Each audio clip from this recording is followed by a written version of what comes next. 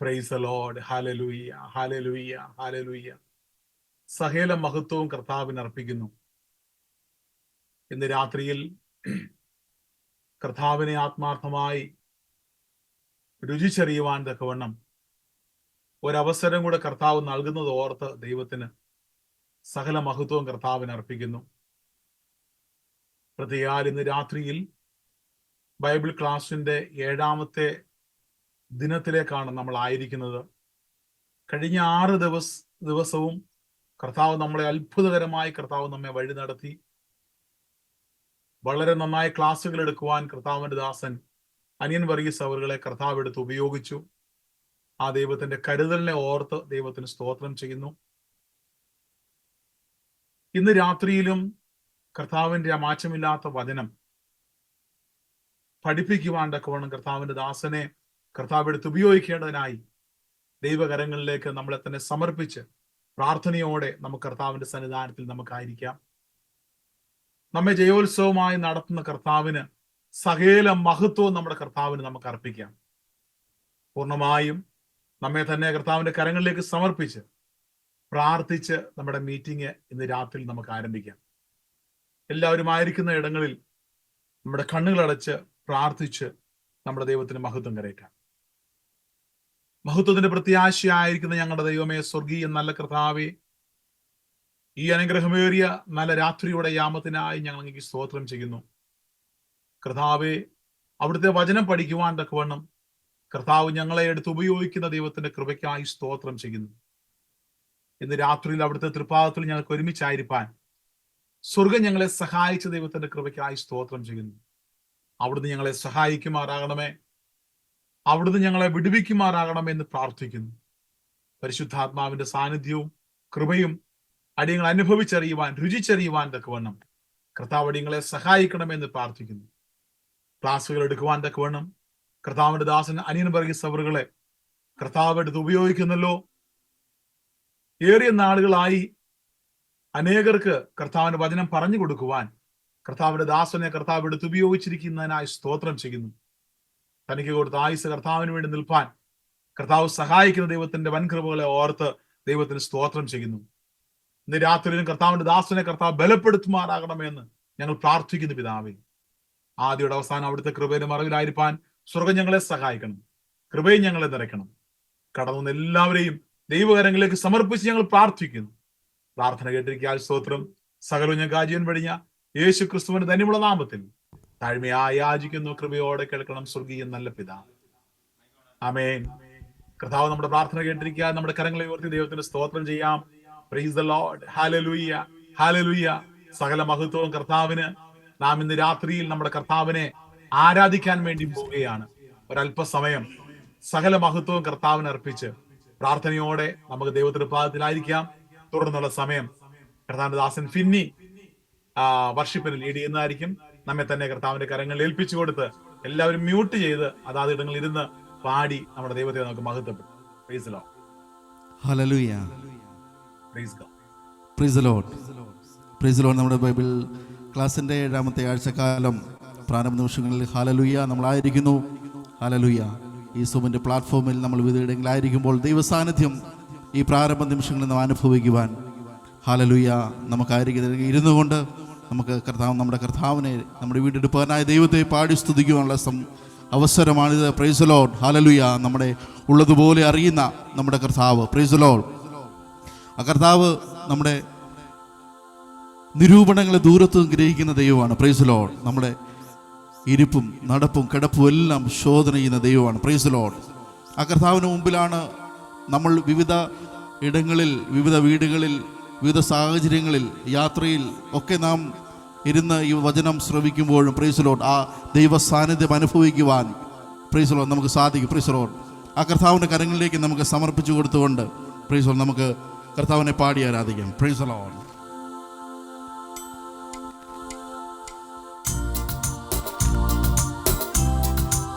Hallelujah. പാരിടമാം പാഴ്മണലിൽ നമ്മളായിരിക്കുമ്പോൾ നമ്മളെ നടത്തുന്ന ആ കർത്താവിൻ്റെ തണലിലാണ് നാം ആയിരിക്കുന്നത്. Price the Lord. ഇന്ന് രാത്രികാലം ആ കർത്താവിനെ നമുക്ക് കൈകളെ അടിച്ച് നമുക്ക് ധ്യാനത്തോടെ പാടി ആരാധിക്കാം. പാരിടമാം പാഴ്മണലിൽ പാർത്തിടും ഞാൻ നിൻ തണലിൽ. പാരിടമാം പാഴ്മണലിൽ പാർത്തിടും ഞാൻ നിൻ തണലിൽ. മരണദിനം വരുമളവിൽ മറഞ്ഞിടും ഞാൻ നിൻ മാർവിടത്തിൽ. മരണദിനം വരുമളവിൽ മറഞ്ഞിടും ഞാൻ നിൻ മാർവിടത്തിൽ. അനുഗ്രഹത്തിൻ അധിപതിയേ ആനന്ദകൃപ പേരും നദിയേ. അനുഗ്രഹത്തിൻ അധിപതിയേ ആനന്ദകൃപ പേരും നദിയേ.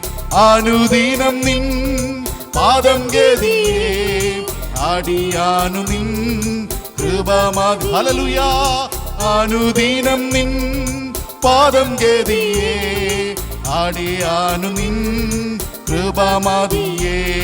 വൻവേനകൾ വന്നിടുകിൽ വലയുകയിൽ എൻ ഹൃദയ. ഹല്ലേലൂയ. വൻവേനകൾ വന്നിടുകിൽ വലയുകയിൽ എൻ ഹൃദയം. വല്ലഭൻ നീ എന്നഭയം വന്നിടുമോ പിന്നെ ഭയം. വല്ലഭൻ നീ എന്നഭയം വന്നിടുമോ പിന്നെ ഭയം. അനുഗ്രഹത്തിൻ അധിപതിയേ ആനന്ദകൃപ പേരുന്നതിയേ. അനുഗ്രഹത്തിൻ അധിപതിയേ പേരുന്നതിയേ. കണ്ണുയിരേ പാപികൾക്കായി തന്നവനാം നീനിയോ. കണ്ണുയിരേ പാപികൾക്കായി തന്നവനാം നീനിയും. തള്ളിയിടുമോ ഏഴയനെ തീരുമോ നിൻ സ്നേഹമെന്നിൽ. തള്ളിയിടുമോ ഏഴയനെ തീരുമോ നിൻ സ്നേഹമെന്നിൽ. അനുഗ്രഹത്തിൻ അധിപതിയേ ആനന്ദകൃപ പേരുന്നതിയേ. അനുഗ്രഹത്തിൻ അധിപതിയേ ആനന്ദകൃപ പേരും. തിരുക്കരങ്ങൾ തരുന്ന നല്ല തിരുക്കരങ്ങൾ തരുന്ന നല്ല ശിക്ഷയിൽ ഞാൻ പതറുകില്ല. തിരുക്കരങ്ങൾ തരുന്ന നല്ല ശിക്ഷയിൽ ഞാൻ പതറുകില്ല. മക്കളെങ്കിൽ ശാസനകൾ സ്നേഹത്തിൻ പ്രകാശന. ഹല്ലേലൂയ. മക്കളെങ്കിൽ ശാസനകൾ സ്നേഹത്തിൻ പ്രകാശനങ്ങൾ. അനുഗ്രഹത്തിൻ അധിപതിയേ ആനന്ദകൃപ പേരുന്നതിയേ. അനുഗ്രഹത്തിൻ അധിപതിയേ ആനന്ദകൃപ പേരും. പാരിടമാ പാഴ്മണൽ പാരിടമാ പാഴ്മണലിൽ പാർത്തിടും ഞാൻ നിൻ തണലിൽ. പാരിടമാ പാഴ്മണലിൽ പാർത്തിടും ഞാൻ നിൻ തണലിൽ. മരണദിന വരുമളവിൽ മറഞ്ഞിടും ഞാൻ നിൻ മാർവിടത്തിൽ. ഓ മരണദിന. ഹല്ലേലൂയ. ഞാൻ നിൻ മാർവിട. ഹല്ലേലൂയ. അനുഗ്രഹത്തിൻ അധിപതിയേ ആനന്ദകൃപ പേരുന്നതി. Praise the Lord. അനുഗ്രഹത്തിൻ അധിപതിയേ ആനന്ദകൃപ പേരുന്നതിയേ. അനുദിനം നിൻ പാദം ഗതിയേ അടിയാനു നിൻ കൃപമതിയേ. അനുദിനം നീ പാദം ഗതിയേ അടിയാനു നിൻ കൃപമതിയേ. ആമേ കൂരകൾ തനിക്കൊരു വീടും നീവൽ പാറവാതൻ കുഞ്ഞുങ്ങൾക്കാ നല്ലൊരു കൂടും കണ്ടെത്തിയല്ലോ. കൂരകൾ തനിക്കൊരു വീടും നീവൽ പാറവാതൻ കുഞ്ഞുങ്ങൾക്കാ നല്ലൊരു കൂടും കണ്ടെത്തിയല്ലോ. നിന്തിരുബലി പീഠം തന്നെ നിന്തിരുബലി പീഠം തന്നെ ധന്യർ നിന്നാലയത്തിൽ വസിപ്പോ നിത്യം സ്തുതിക്കുമവർ. അഖിലോ നിത്യം സ്തുതിക്കുമവർ നിന്നെ. സേനയിലധിപൻ ദേവനിലതിയായി ആശ്രയമേവനുണ്ടോ. ആയവനേവനിൽ അതിതന്നും സേനയിലധിപൻ ദേവനിലതിയായി ആശ്രയമേവനുണ്ടോ. ആയവനേവനിൽ അതിതന്നും ബലം നിന്നിലുള്ളോർ ഭാഗ്യം നിറഞ്ഞോ നിശ്ചയമാണെന്നോ. താഴ്ച ഭവിക്കുകയില്ലെന്നോ. ബലം നിന്നിലുള്ളോർ ഭാഗ്യം നിറഞ്ഞോ നിശ്ചയമാണെന്നോ. താഴ്ച ഭവിക്കുകയില്ലെന്നോ. ഈ വിധമുള്ളോർ മനസ്സുകളിൽ ജീവിതമുള്ളോർ നിർണയമുണ്ട് നിരന്തരമായി. സിയോൻ നഗരി പെരുവഴി സിയോൻ നഗരി പെരുവഴികൾ.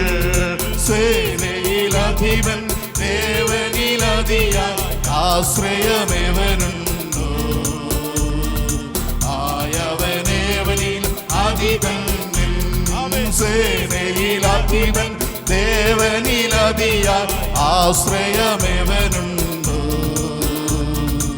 ആയവനേവനിൽ അതിതന്നിൽ കണ്ണുനീർ താഴ്വര അതുവഴിയായി അവർ യാനം ചെയ്യുമ്പോൾ ആയതു മാറും ജലാശയമായി. കണ്ണുനീർ താഴ്വര അതുവഴിയായ ധ്യാനം ചെയ്യുമ്പോൾ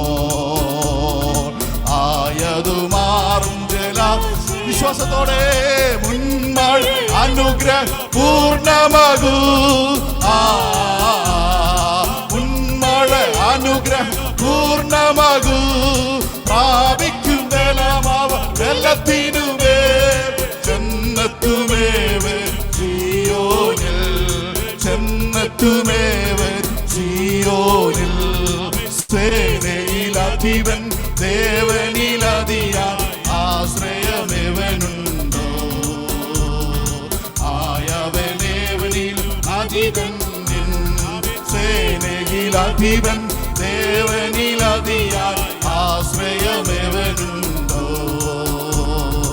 ആയവനേവനിൽ അതിപൻ യാഹി വാസമെന്നഭികാമ്യ.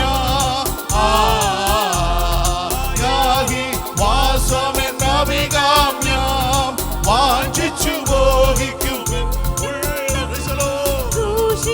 എൻ ഹൃദയം ജഡവോ. ഘോഷിക്കുന്നെൻ ഹൃദയം ജഡവോ. സേനയിലധിപൻ ദേവനിലതിയായി ആശ്രയമേവനുണ്ടോ. ആയവനേവനിൽ അതിപൻ ഹല്ലേലൂയാ. സേനയിലധിപൻ ദേവനിലതിയായി ആശ്രയമേവനുണ്ടോ. ആയവനേവനിൽ അതിപൻ ബലം നിന്നിലുള്ളോർ ഭാഗ്യം നിറഞ്ഞോ നിശ്ചയമാണെന്നോ. താഴ്ച ഭവിക്കുകയില്ലെന്നോ. ബലം നിന്നിലുള്ളോർ ഭാഗ്യം നിറഞ്ഞോ നിശ്ചയമാണെന്നോ. താഴ്ച ഭവിക്കുകയില്ലെന്നോ. ജീവിതമുള്ളോ മനസ്സുകളിൽ ഈ മനസ്സുകളിൽ നിർണയമുണ്ടു നിരന്തരമായി. സിയോൻ നഗരി പെരുവഴികൾ, സിയോൻ നഗരി പെരുവഴികൾ. സേനയിൽ അധിപൻ ദേവനിലതിയാൽ ആശ്രയമേവനുണ്ടോ? ആയവനേവനിൽ അധിപൻ, സേനയിൽ അധിപൻ ദേവനിലതിയാൽ ആശ്രയമേവനുണ്ടോ? ആയവനേവനിൽ അധിപൻ. ഹല്ലേലൂയ. യാഹീൻ വാസം അഭികാമ്യ, യാഹീൻ വാസമെന്നഭികാമ്യ. വാഞ്ചിച്ചു മോഹിക്കും നിന്നുള്ള ഘോഷിക്കുന്ന ഹൃദയം, ഘോഷിക്കുന്ന ഹൃദയം ജഡവോ. സേനയിലധിപൻ ദേവനിലതിയാൽ ആശ്രയമേവനുണ്ടോ? ആയവനേവനിൽ അതിതൻ. സേനയിലധിപൻ ദേവനിലതിയാൽ ആശ്രയമേവനുണ്ടോ? ആയവനേവനിൽ അതിതൻ. നാമയാഹി വാസമെന്നഭികാമ്യ, യാഹി വാസമെന്നഭികാമ്യ. വാഞ്ചിച്ചു മോഹിക്കും നിന്നുള്ള ഘോഷിക്കുന്ന ഹൃദയം ജഡവോ, ഘോഷിക്കുന്ന ഹൃദയം ജഡവോ. സേനയിലധിപൻ ദേവനിലതിയാൽ ആശ്രയമേവനുണ്ടോ? ആയവനേവനിലും സേനയിലധിപൻ ദേവനിലതിയാൽ ആശ്രയമേവനുണ്ടോ? ആയവനേവനിൽ അതിധന്യൻ. Praise the Lord. ഹല്ലേലൂയ. എത്ര നല്ലവനായ കർത്താവിനെ നാം ആരാധിച്ചുകൊണ്ടിരിക്കണം. Price the Lord. നമ്മുടെ കർത്താവ് തേനിലും മധുരമാണ്. മാധുര്യമേറിയ കർത്താവിനെ രാത്രികാലം രുചിച്ച് അനുഭവിക്കുവാൻ, പ്രൈസ് ദി ലോർഡ്, ആ മാധുര്യം ഒന്ന് അനുഭവിക്കുവാൻ രാത്രികാലം നമുക്ക് സാധിക്കുമോ? Price the Lord. നീയാണ് എൻ്റെ രക്ഷകൻ, നീയാണ് എൻ്റെ ദൈവം, നീ മാത്രമാണ് എൻ്റെ സങ്കേതമെന്ന് പാട്ടുകാരനോട് ചേർന്ന്, പ്രൈസ് ദി ലോർഡ്, ഇന്ന് രാത്രികാലം നമുക്ക് ആ കർത്താവിനെ ഒരിക്കൽ കൂടി ധ്യാനത്തോടെ ഒന്ന് പാടി സ്തുതിക്കാം.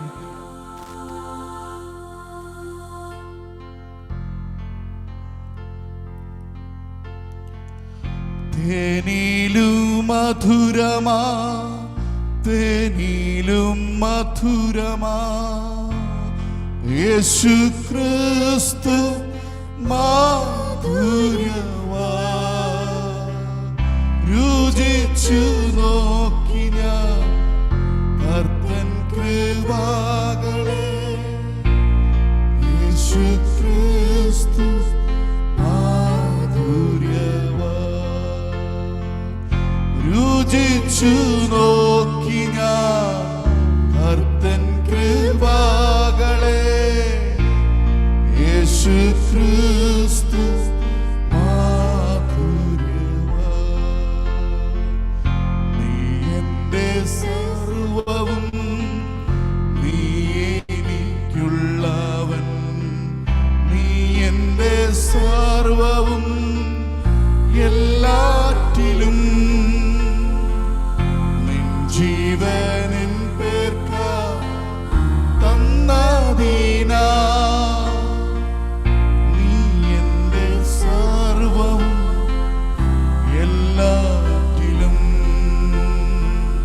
തേനിലും മധുരമാ, തേനിലും മധുരമാ, തേനിലും മധുരമാ, തേനിലും മധുരമാ യേശു ക്രിസ്തു മാധുര്യവാ. രുചിച്ചു നോക്കി ഞാൻ കർത്തൻ കൃപകളെ. യേശു ക്രിസ്തു മാധുര്യവാ. രുചിച്ചു നോക്കി ഞാൻ കർത്തൻ കൃപകളെ. യേശു യേശു ക്രിസ്തു മാധുര്യവാൻ,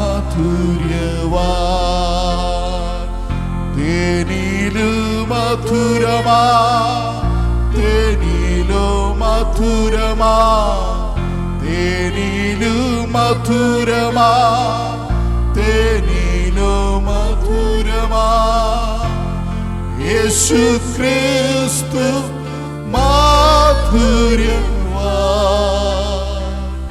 രുചിച്ചു നോക്കി ഞാൻ കർത്തൻ കൃപകളെ, യേശു ക്രിസ്തു മാധുര്യവാൻ. രുചിച്ചു നോക്കി ഞാൻ കർത്തൻ കൃപകളെ, യേശു ക്രിസ്തു മാധുര്യവാൻ.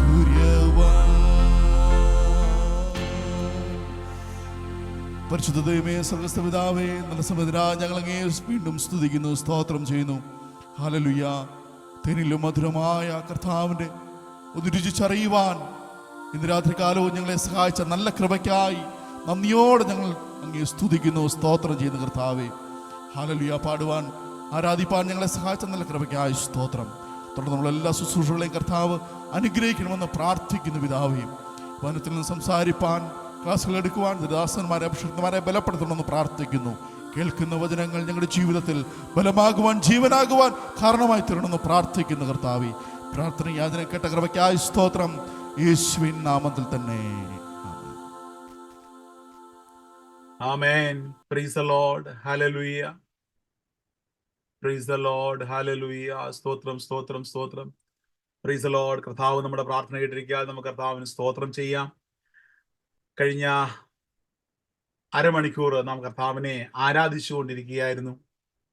തുടർന്ന് നമ്മൾ കർത്താവിന്റെ വചനം കേൾക്കാൻ വേണ്ടി പോവുകയാണ്. നമ്മളെ തന്നെ ഇന്ന് രാത്രിയിൽ കർത്താവിന്റെ കരങ്ങളിലേക്ക് സമർപ്പിച്ച് പ്രാർത്ഥനയോടെ നമുക്ക് ദൈവതൃപാദത്തിലായിരിക്കാം. കർത്താവിന്റെ ദാസൻ അനിയൻ വർഗീസ് അവറുകളാണ് കർത്താവിന്റെ വചനത്തിൽ നിന്ന് നമുക്ക് ക്ലാസ്സുകൾ എടുക്കുന്നത്. കഴിഞ്ഞ 6 ആഴ്ചയായി നമ്മൾ ഈ ക്ലാസ് തുടങ്ങിയിട്ട് ഇന്ന് 7ാമത്തെ ആഴ്ചയാണ്. കഴിഞ്ഞ 6 ആഴ്ചയിലും വളരെ അത്ഭുതകരമായി അതിശയകരമായി കർത്താവിന്റെ ദാസൻ ക്ലാസ്സുകൾ എടുക്കുവാൻ തക്കവണ്ണം കർത്താവ് നമ്മെ സഹായിച്ചു. ആ ദൈവത്തിന്റെ വലിയ കൃപയ്ക്കായി ദൈവത്തിന് സ്തോത്രം ചെയ്യുന്നു. കർത്താവിന്റെ ദാസനെ കർത്താവ് ധാരാളമായി ബലപ്പെടുത്തട്ടെ. ഇന്ന് രാത്രിയിലും കർത്താവിന്റെ ദാസൻ നമ്മളോട് വചനത്തിൽ കൂടെ സംസാരിക്കാൻ പോവുകയാണ്. നമ്മെ തന്നെ ദൈവകരങ്ങളിലേക്ക് സമർപ്പിച്ച് പ്രാർത്ഥനയോടെ ദൈവകരങ്ങളിൽ അയക്കാം. തുടർന്നുള്ള സമയം കർത്താവിന്റെ ദാസൻ ക്ലാസ്സുകൾ എടുക്കുന്നതായിരിക്കും. ആമേൻ.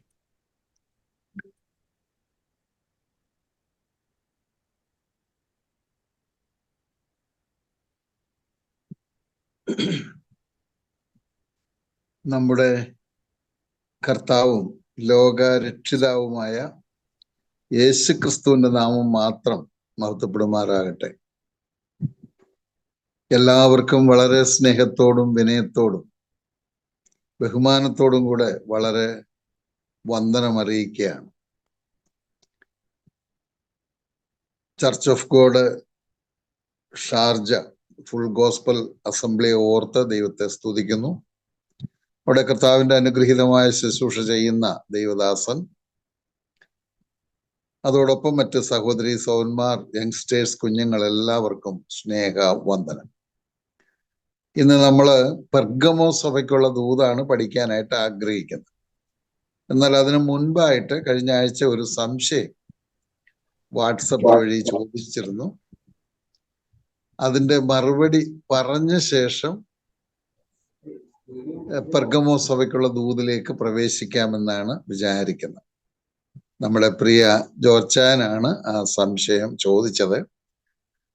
പൊതുവിൽ പറയുമ്പോൾ എല്ലാവർക്കും അത് പ്രയോജനമായിരിക്കുമല്ലോ എന്ന് ദൈവദാസനും മറ്റും അഭിപ്രായപ്പെട്ടപ്പോൾ ആ നിലയിലാകട്ടെ എന്ന് വിചാരിച്ചു. സംശയം ഇതാണ്, ഞാൻ ആദ്യം അത് വായിക്കുന്നു. ഇന്നലത്തെ സൂമിൽ നമുക്ക് 3 വിധത്തിൽ പരീക്ഷയുണ്ട് എന്ന് പറഞ്ഞിരുന്നല്ലോ. യാക്കോബിന്റെ ലേഖനം 1-ാം അധ്യായം 13-ാം വാക്യത്തിൽ പരീക്ഷിക്കപ്പെടുമ്പോൾ ഞാൻ ദൈവത്താൽ പരീക്ഷിക്കപ്പെടുന്നു എന്ന് ആരും പറയരുത്. ദൈവം ദോഷങ്ങളാൽ പരീക്ഷിക്കപ്പെടാത്തവനാകുന്നു, താൻ ആരെയും പരീക്ഷിക്കുന്നതുമില്ല. അത് ഒന്ന് വിശദീകരിക്കണം എന്നുള്ളതാണ് നമുക്ക് ലഭിച്ചിരിക്കുന്ന ആലോചന. ഒന്നാമത് നമ്മൾ ഓർത്തു, 3 വിധത്തിലുള്ള പരീക്ഷകളെ ദൈവമക്കൾ നേരിടേണ്ടതായി വരും. അതിൽ ഒന്ന്, ദൈവം നമ്മെ നേരിട്ട് പരീക്ഷിക്കുന്നതാണ്. അത് നമ്മൾ ഉൽപ്പത്തി പുസ്തകം 22-ാം അധ്യായത്തിൽ കാണുന്നുണ്ട്. അബ്രഹാമിനെ ദൈവം നേരിട്ട് പരീക്ഷിച്ചതായിട്ട്, തൻ്റെ വിശ്വാസത്തെയും താൻ ദൈവത്തെ ഭയപ്പെടുന്നതുമായി ബന്ധപ്പെട്ട കാര്യങ്ങൾ. അത് ദൈവത്തിന് അറിഞ്ഞുകൂടാഴികയല്ല, ദൈവം സർവജ്ഞാനിയാകിയാൽ ദൈവത്തിനതറിയാം. അത് ലോകത്തിന് വെളിപ്പെടുത്തി കൊടുക്കാൻ വേണ്ടിയാണ് ആ പരീക്ഷ ഉണ്ടായത്. രണ്ടാമത്തെ പരീക്ഷ എന്ന് പറയുന്നത് ദൈവം അനുവദിച്ചിട്ട് പിശാച് നമ്മളെ പരീക്ഷിക്കുന്നതാണ്. എക്സാമ്പിളായിട്ട് നമ്മൾ പറഞ്ഞതാണ്, അത് ഇയ്യോബിന്റെ പരീക്ഷയാണ്. ഇയ്യോബ് എന്തുകൊണ്ട് ദൈവഭക്തനായിരിക്കുന്നു എന്ന് പിശാച് ദൈവത്തോട് പറഞ്ഞത്, നീ അവനെല്ലാ നിലയിലും സുരക്ഷിതനാക്കിയിരിക്കുന്നു, ഒരു കുഴപ്പവുമില്ല, അതുകൊണ്ട് തൊട്ടു നോക്ക്, എന്നാൽ അവൻ നിന്നെ തള്ളി പറയും എന്ന് പറഞ്ഞു. തൊട്ടു നോക്കിക്കോ, ജീവനെ മാത്രം തുടരുതെന്ന് പറഞ്ഞു. എന്തെല്ലാം തരത്തിലുള്ള ഉപദ്രവങ്ങൾ ചെയ്തെങ്കിലും തൻ്റെ ഭക്തി മുറുകെ പിടിച്ചു നിന്നു. പിശാചിന്റെ മുൻപിലും തൻ്റെ ഭക്തിയും ദൈവഭയവും ഒക്കെ വെളിപ്പെടുത്തുവാൻ അത് കാരണമായി തീർന്നു. മൂന്നാമതൊരു പരിശോധന അല്ലെ പരീക്ഷയുള്ളത് പിശാച് നേരിട്ട് നമ്മളെ പരീക്ഷിക്കുന്നതാണ്. അതാണ് ഏദൻ തോട്ടത്തിൽ നമ്മൾ കാണുന്നത്. പിശാച് നേരിട്ട് ദൈവത്തിന്റെ അനുവാദത്തോടുകൂടെയോ അല്ലെങ്കിൽ ദൈവഹിതപ്രകാരമുള്ളതായിരുന്നില്ല, പിശാച് നേരിട്ട് പരീക്ഷിക്കുകയും ആ പരീക്ഷയിൽ ഹവ്വ പരാജയപ്പെടുകയും ചെയ്ത് വലിയ ദോഷങ്ങൾ സംഭവിച്ചതായിട്ടറിയാം. ഇതാണ് 3 വിധത്തിലുള്ള പരീക്ഷകൾ വിശ്വാസികൾ നേരിടേണ്ടതായി വരുന്നത്. ഇതിൽ പിശാചിന്റെ പരീക്ഷ നമുക്കൊരിക്കലും പാടില്ല. അഥവാ വന്നാൽ നമ്മളത് ജയിക്കണം. പക്ഷെ വളരെ പ്രയാസമാണ്, കാരണം ഭയങ്കര തന്ത്രപൂർവമായിരിക്കും പിശാച് പരീക്ഷകളുമായി വരുന്നത്. അവന്റെ തന്ത്രങ്ങളെ നാം അറിയാത്തവരല്ലല്ലോ എന്ന് വായിക്കുന്നുണ്ട്. തന്നെയുമല്ല, ഞാൻ വിശദീകരിച്ച് പറഞ്ഞു കാണത്തില്ല, പിശാച് എപ്പോഴും നമ്മളെ നേരിട്ട് പരീക്ഷിക്കുമ്പോൾ 3 കാര്യങ്ങൾ അവൻ ശ്രദ്ധിക്കും. ഒന്നൊരു തക്ക സമയത്തായിരിക്കും. രണ്ടാമത്തേത് ആ പാപം ചെയ്യാൻ, ആ തെറ്റ് ചെയ്യാൻ നമുക്ക് ഈസി ആയിരിക്കും. മൂന്നാമത് അവൻ ഒരു വലിയ ഓഫർ വയ്ക്കും. നമുക്ക് ഏദൻ തോട്ടത്തിൽ നോക്കിയാൽ അറിയാം, ആ ഹവ്വ തന്നെയുള്ള ഒരു സമയത്താണ് ഈ പിശാച് ഇടപെടുന്നത്. പാമ്പെന്നാണ് കാണുന്നത്, പിശാചാണ് ഇടപെടുന്നതായിട്ട് നമ്മൾ കാണുന്നത്. ഒരു നല്ല സമയമാണ്. രണ്ടാമത്തെ കാര്യം, അത് പറിച്ചു തിന്നാൻ ഒരു പ്രയാസവും ഇല്ല, അത്ര പഴം നിറഞ്ഞു കിടക്കുന്ന ഒന്നാണ്. അപ്പൊ അതുകൊണ്ട് അത് പറിച്ചു തിന്നാൻ വിഷമമില്ല. പക്ഷെ വലിയൊരു ഓഫറുണ്ട്, നിങ്ങൾ ദൈവത്തെ പോലെ ആകുമെന്നുള്ളൊരു ഓഫറുണ്ട്. ഇത് ഇങ്ങനെയാണ് പിശാച് ചെയ്യുന്നത്. കർത്താവിനെ പിശാച് പരീക്ഷിച്ചപ്പോഴും അങ്ങനെ തന്നെയാണ്. അതിലേക്ക് നമ്മൾ പോകേണ്ടതില്ലല്ലോ, എല്ലാവർക്കും ഓർമ്മയാണ്. അപ്പൊ ഇങ്ങനെ 3 തരത്തിലുണ്ട്. എന്നാൽ പിശാചിന്റെ പരീക്ഷ നമുക്ക് വരാതിരിക്കണം, അതിനുവേണ്ടി നമ്മൾ പ്രാർത്ഥിക്കണം. അതാണ് കർത്താവ് തൻ്റെ ശിഷ്യന്മാരെ പ്രാർത്ഥിപ്പാൻ പഠിപ്പിച്ചപ്പോൾ, പ്രാർത്ഥിപ്പാൻ ഞങ്ങളെ പഠിപ്പിക്കണമേ എന്ന് പറഞ്ഞപ്പോൾ, പ്രാർത്ഥിപ്പാൻ പഠിപ്പിച്ചപ്പോൾ ഒരു മാതൃകാ പ്രാർത്ഥന പഠിപ്പിക്കുകയും ആ പ്രാർത്ഥനയിൽ പരീക്ഷയിലേക്ക് ഞങ്ങളെ പ്രവേശിപ്പിക്കരുതേ, ദുഷ്ടങ്കിൽ നിന്ന് ഞങ്ങളെ വിടുവിക്കണമേ. അതിന്റെ ആശയം ദുഷ്ടന്റെ, അതായത് പിശാചിന്റെ പരീക്ഷയിൽ നിന്ന് ഞങ്ങളെ വിടുവിക്കണം, ആ പരീക്ഷയിൽ പെട്ടുപോകാൻ ഇടവരരുത് എന്നുള്ളതാണ്. എന്നാൽ മറ്റ് 2 പരീക്ഷ നമുക്ക് ആവശ്യമാണെന്നുള്ളതാണ് ഒരർത്ഥത്തിൽ പറഞ്ഞാല്. ഇപ്പൊ പരീക്ഷയെ പറ്റി നമ്മൾ പഠിക്കുമ്പോൾ 2 തരം പരീക്ഷയുണ്ട്. ഒന്ന് വേണമെങ്കിൽ നല്ല പരീക്ഷയെന്നും മറ്റൊന്ന് മോശം പരീക്ഷയെന്നും പറയാം. അല്ലെങ്കിൽ ഒന്നിന് ഹോളി ടെസ്റ്റ് എന്നും മറ്റൊന്നിനെ അൺഹോളി ടെസ്റ്റ് എന്നും നമുക്ക് പറയാനായിട്ട് സാധിക്കും. അപ്പൊ ഈ നല്ല പരീക്ഷ ദൈവം പരീക്ഷിക്കുന്നതായാലും ദൈവം അനുവദിച്ചിട്ട് പിശാച് പരീക്ഷിക്കുന്നതായാലും നമ്മിലെ നന്മ പുറത്തു കൊണ്ടുവരാൻ വേണ്ടിയിട്ടാണ് ആ പരീക്ഷകളൊക്കെ. നമ്മുടെ യോഗ്യത വെളിപ്പെടുത്താൻ വേണ്ടിയാണ്. പരീക്ഷ എപ്പോഴും അങ്ങനെയാണല്ലോ, യോഗ്യത വെളിപ്പെടുത്താൻ വേണ്ടിയിട്ടാണ്. എന്നാൽ പിശാചിന്റെ പരീക്ഷ എപ്പോഴും നമ്മുടെ ദോഷം വെളിപ്പെടുത്താൻ വേണ്ടിയിട്ടാണ്.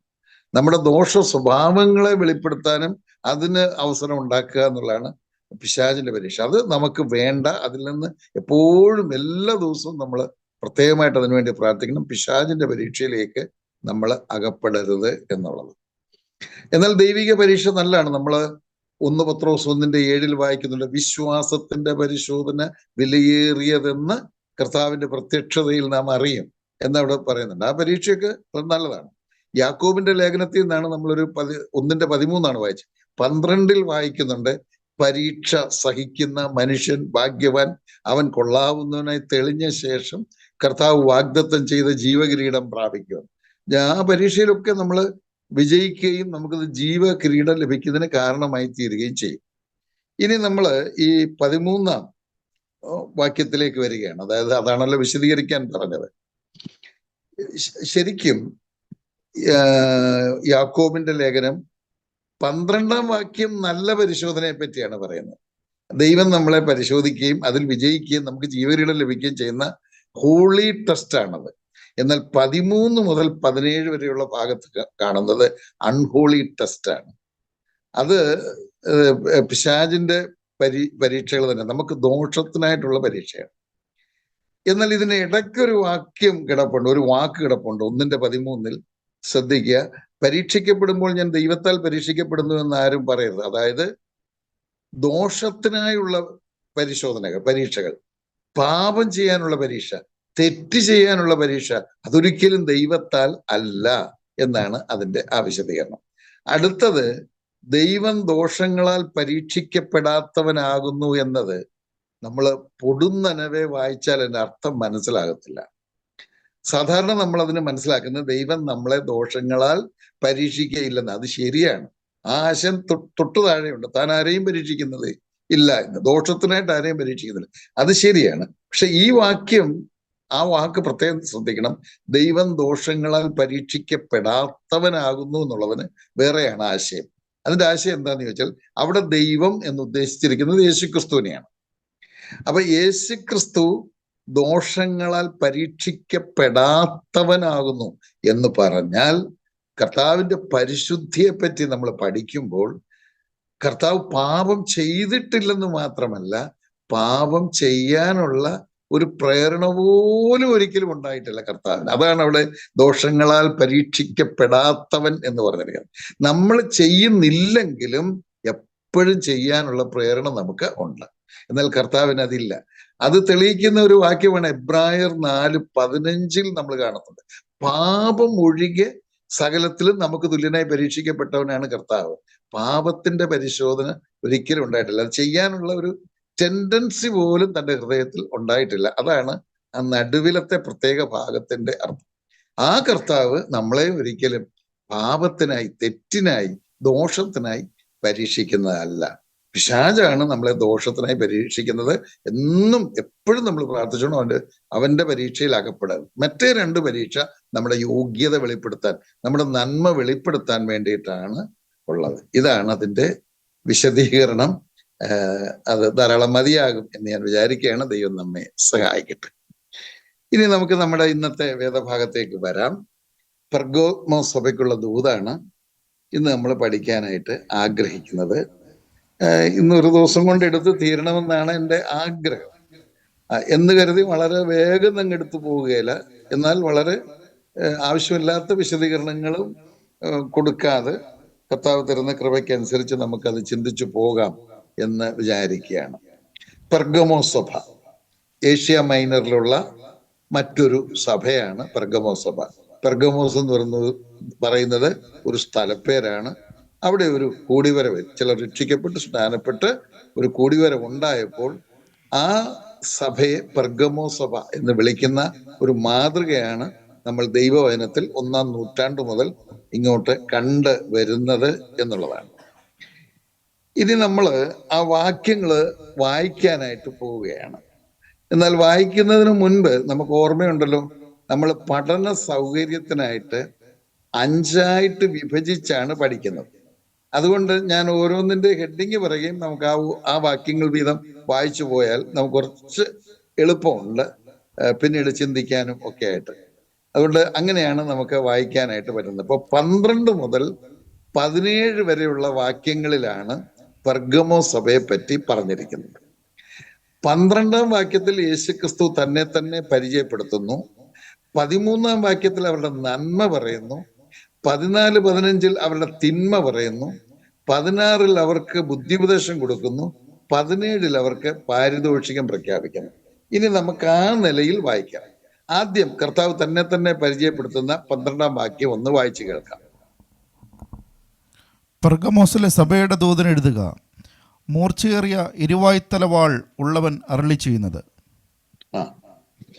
അടുത്തത് അവരുടെ നന്മയാണ് അടുത്തതായിട്ട് പറയുന്നത്. അത് 13-ാം വാക്യത്തിലാണ് വായിക്കാം. നന്മ. നീ എവിടെ പാർക്കുന്നുവെന്നും അത് സാത്താൻ്റെ സിംഹാസനം ഉള്ളിടമെന്നും ഞാൻ അറിയുന്നു. നീ എൻ്റെ നാമം മുറുകെ പിടിച്ചിരിക്കുന്നു. നിങ്ങളുടെ ഇടയിൽ സാത്താൻ പാർക്കുന്നിടത്ത് തന്നെ എൻ്റെ സാക്ഷിയും വിശ്വസ്തനുമായ അന്തിപ്പാസിനെ കൊന്ന കാലത്ത് പോലും നീ എങ്കിലുള്ള വിശ്വാസം നിഷേധിച്ചിട്ടില്ല.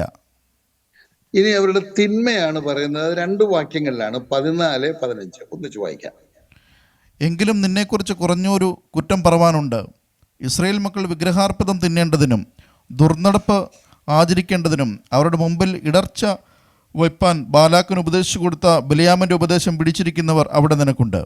ഔവണ്ണം നിക്കോലാവരുടെ ഉപദേശം കൈക്കൊള്ളുന്നവർ നിനക്കും ഉണ്ട്. അടുത്തത് അവർ കൊടുക്കുന്ന ബുദ്ധി ഉപദേശമാണ്. അത് 16-ാം വായിക്കാം. ആകയാൽ മാനസാന്തരപ്പെടുക, അല്ലാഞ്ഞാൽ ഞാൻ വേഗത്തിൽ വന്ന് എൻ്റെ വായിലെ വാളുകൊണ്ട് അവരോട് പോരാടും. ഇനിയും അവർക്ക് കൊടുക്കുന്ന പാരിതോഷികം അഥവാ സമ്മാനം അല്ലെങ്കിൽ വാഗ്ദാനമാണ് 17-ാം വാക്യം. ആത്മാവ് സഭകളോട് പറയുന്നത് എന്തെന്ന് ചെവിയുള്ളവൻ കേൾക്കട്ടെ. ജയിക്കുന്നവന് ഞാൻ മറഞ്ഞിരിക്കുന്ന മന്ന കൊടുക്കും. ഞാൻ അവന് വെള്ളക്കല്ലും ലഭിക്കുന്നവനല്ലാതെ ആരും അറിയാത്തതും ആ കല്ലിന്മേൽ എഴുതിയിരിക്കുന്നതുമായ പുതിയ പേരും കൊടുക്കും. ദൈവനാമം മഹത്വപ്പെടട്ടെ. ഇനി അല്പമായിട്ട് നമുക്കത് മനസ്സിലാക്കാനായിട്ട് ശ്രമിക്കാം. പെർഗമോസ് എന്ന വാക്കിന്റെ അർത്ഥം ഒന്ന് മനസ്സിലാക്കാൻ ഞാൻ ശ്രമിച്ചപ്പോൾ പല വേദ പഠിതാക്കളും അതിന് പല അർത്ഥങ്ങളാണ് കൊടുത്തിരിക്കുന്നത്. എന്നാൽ അതിൽ ഒരെണ്ണം ഞാൻ കുറച്ചുകൂടെ സ്വീകാര്യമായി തോന്നിയത് ഞാൻ എടുക്കുകയുണ്ട്. അത് മിശ്ര വിവാഹം എന്നുള്ള ഒരു വാക്കാണ്. മിശ്ര വിവാഹം. മിശ്ര വിവാഹം എന്ന് സാധാരണ പറയുന്നത് ഒരു ജാതിയിൽപ്പെട്ട ഒരാൾ വേറൊരു ജാതിയിൽപ്പെട്ട ഒരാളിനെ കല്യാണം കഴിക്കുന്നത്, അല്ലെങ്കിൽ ഒരു മതത്തിൽപ്പെട്ട ഒരാൾ വേറൊരു മതത്തിൽപ്പെട്ട ഒരാളിനെ കല്യാണം കഴിക്കുമ്പോഴാണ് മിശ്ര വിവാഹം എന്ന് പറയുന്നത്. രക്ഷിക്കപ്പെട്ട ഒരാൾ രക്ഷിക്കപ്പെടാത്ത ഒരാളിനെ കല്യാണം കഴിച്ചാൽ അതിനെ മിശ്ര വിവാഹം എന്ന് പറയാം. ഇവിടെ നമ്മൾ കാണുന്നത് ദൈവമക്കൾ വിവാഹ നിശ്ചയം കഴിഞ്ഞവരാണ്. നമുക്കറിയാമല്ലോ. നമുക്ക് ആ വാക്യം ഒന്ന് വായിക്കാം. 2 കൊരിന്ത്യർ 11:2. കൊരിന്ത്യർക്ക് എഴുതിയ 2-ാമത്തെ ലേഖനം അതിന്റെ 11-ാം അധ്യായം 2-ാം വാക്യം.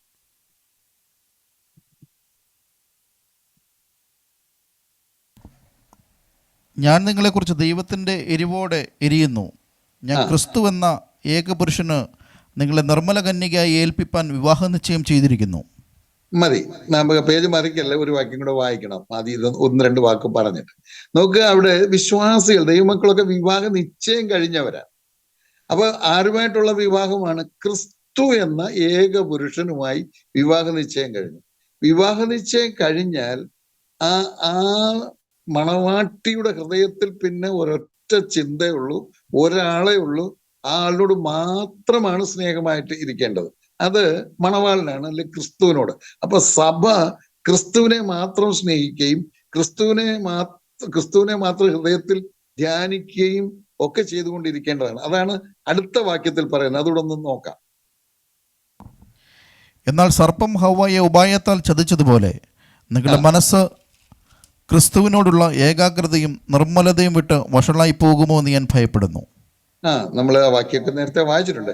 ക്രിസ്തുവിനോടുള്ള ഏകാഗ്രത. അപ്പോ ദൈവമക്കൾ രക്ഷിക്കപ്പെട്ടവരുടെ ഹൃദയത്തിൽ എപ്പോഴും ഒരൊറ്റ ചിന്തയുള്ളൂ, ക്രിസ്തു ക്രിസ്തു ക്രിസ്തു.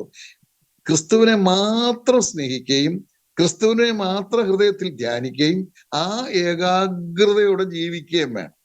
എന്നാൽ നമ്മളിപ്പോ വായിച്ചു കേട്ടല്ലോ, ഇവര് ലോകത്തെ ജഡീകമായ കാര്യങ്ങളെ കൂടെ ഇവര് സ്നേഹിക്കുന്നവരായിട്ട് ഇരുന്നു. 14-15 വാക്യങ്ങളിൽ അതാണ് കാണുന്നത്. പിന്നെ നമ്മൾ വിശദീകരിക്കുക. അതായത് ബിലയാമിന്റെ ഉപദേശവും നിക്കോലാവ്യരുടെ ഉപദേശവും ഒക്കെ പിടിക്കുന്നവരും കൈക്കൊള്ളുന്നവരുമായിരുന്നു. അപ്പൊ ആ അർത്ഥത്തിലാണ് അത് നമുക്ക് എടുക്കാനായിട്ട് കഴിയുന്നത്. അവര് കർത്താവിനോട് മാത്രം സ്നേഹമുള്ളവരായി ഇരിക്കേണ്ടതാണ്. എന്നാൽ ആ സ്ഥലം സഭയിലുള്ള കുറച്ചു പേരെങ്കിലും ഈ ലോകത്തെ സ്നേഹിക്കുന്നവരായി, ലോകത്തിലുള്ള പലതിനോടും അറ്റാച്ച്മെന്റ് ഉള്ളവരായി ജീവിക്കുന്നു എന്നുള്ള ഒരു അർത്ഥമാണ് അതിൽ നമുക്ക് എടുക്കാനായിട്ട് കഴിയുന്നത്. ഇനി നമ്മൾ ഓർക്കുകയുണ്ടായി, പ്രവചനപരമായി ചരിത്രപരമായിട്ട് ആ പെർഗമോസിലുള്ള സഭ നമ്മളിപ്പോ ഓർത്തു. പ്രവചനപരമായി പഠിക്കുമ്പോൾ നമ്മൾ ഓരോ കാലഘട്ടത്തെയാണ് ഇവര് പ്രതിനിധീകരിക്കുന്നത്.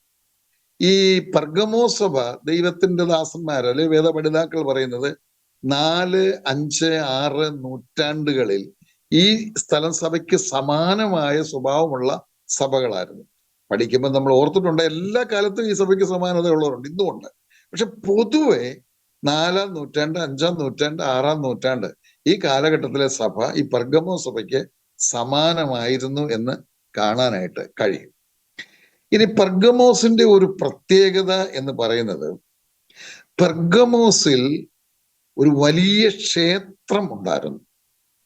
ആ ക്ഷേത്രത്തില് ദേവന്റെ പേര് പെർഗമദേവൻ എന്നായിരുന്നു. പെർഗമദേവൻ എന്ന് പറയുന്ന ഒരു ദേവനെയാണ് ആ ക്ഷേത്രത്തിൽ പ്രതിഷ്ഠിച്ചിരുന്നത്. ആ ദേവന്റെ രൂപം എന്ന് പറയുന്നത് പാമ്പിന്റെ രൂപമാണ്. ധാരാളം പേര് ലോകത്തിന്റെ വിവിധ ഭാഗങ്ങളിൽ നിന്ന് ഈ ക്ഷേത്രത്തിൽ ആരാധനയ്ക്കായി വരും. അവിടെ ആരാധനയും പൂജയും അങ്ങനത്തെ കാര്യങ്ങളൊക്കെ ചെയ്താൽ രോഗസൗഖ്യം കിട്ടുമെന്നാണ് ഒരു പൊതുവെ വിശ്വാസം. അങ്ങനെ സംഭവിക്കുന്നുമുണ്ടാകാം. നമുക്കറിയാമല്ലോ, ഈ രോഗസൗഖ്യത്തെ പറ്റി നമ്മൾ പഠിക്കുമ്പോൾ നമുക്ക് വരുന്ന രോഗങ്ങളിൽ 60% തന്നെ സൗഖ്യമാകുന്നതാണ്. മനുഷ്യർക്ക് വരുന്ന രോഗങ്ങളൊക്കെ എങ്ങനെയാണ്, മനുഷ്യർക്ക് മാത്രമല്ല മൃഗങ്ങൾക്കൊക്കെ എങ്ങനെയാണ്, അത് തന്നെ സൗഖ്യമാകും ഒരു 60%. നമ്മളൊരു മാനസികമായ ഒരു ധൈര്യം കൊടുക്കുകയും മാനസിക ഒരു ധൈര്യം ഉണ്ടായാൽ പിന്നെ ഒരു 10-15% കൂടെ സൗഖ്യം ഉണ്ടാകും. ഓട്ടോമാറ്റിക്കായിട്ട് ഒരു ചികിത്സയും ചെയ്യാതെ സൗഖ്യമാകും. ആ സിസ്റ്റം നമ്മുടെ ശരീരത്തിൽ ദൈവം വെച്ചിട്ടുണ്ട്.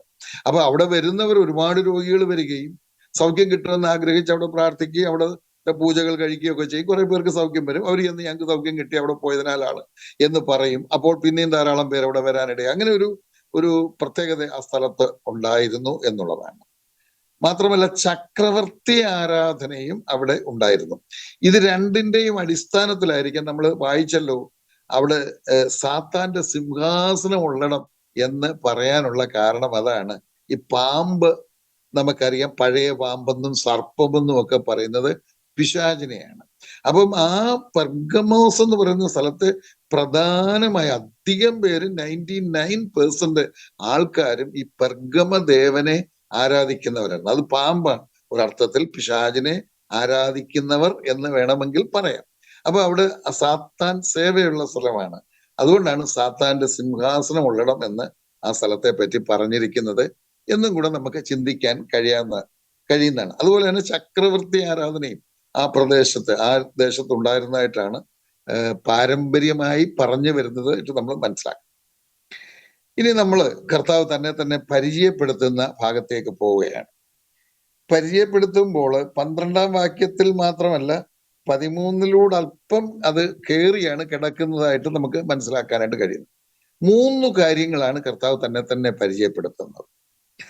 ഒന്ന്, ഞാൻ മൂർച്ചയേറിയ ഇരുവായ്ത്തലയുള്ള വാളുള്ളവനാണെന്ന് കർത്താവ് പറയാം.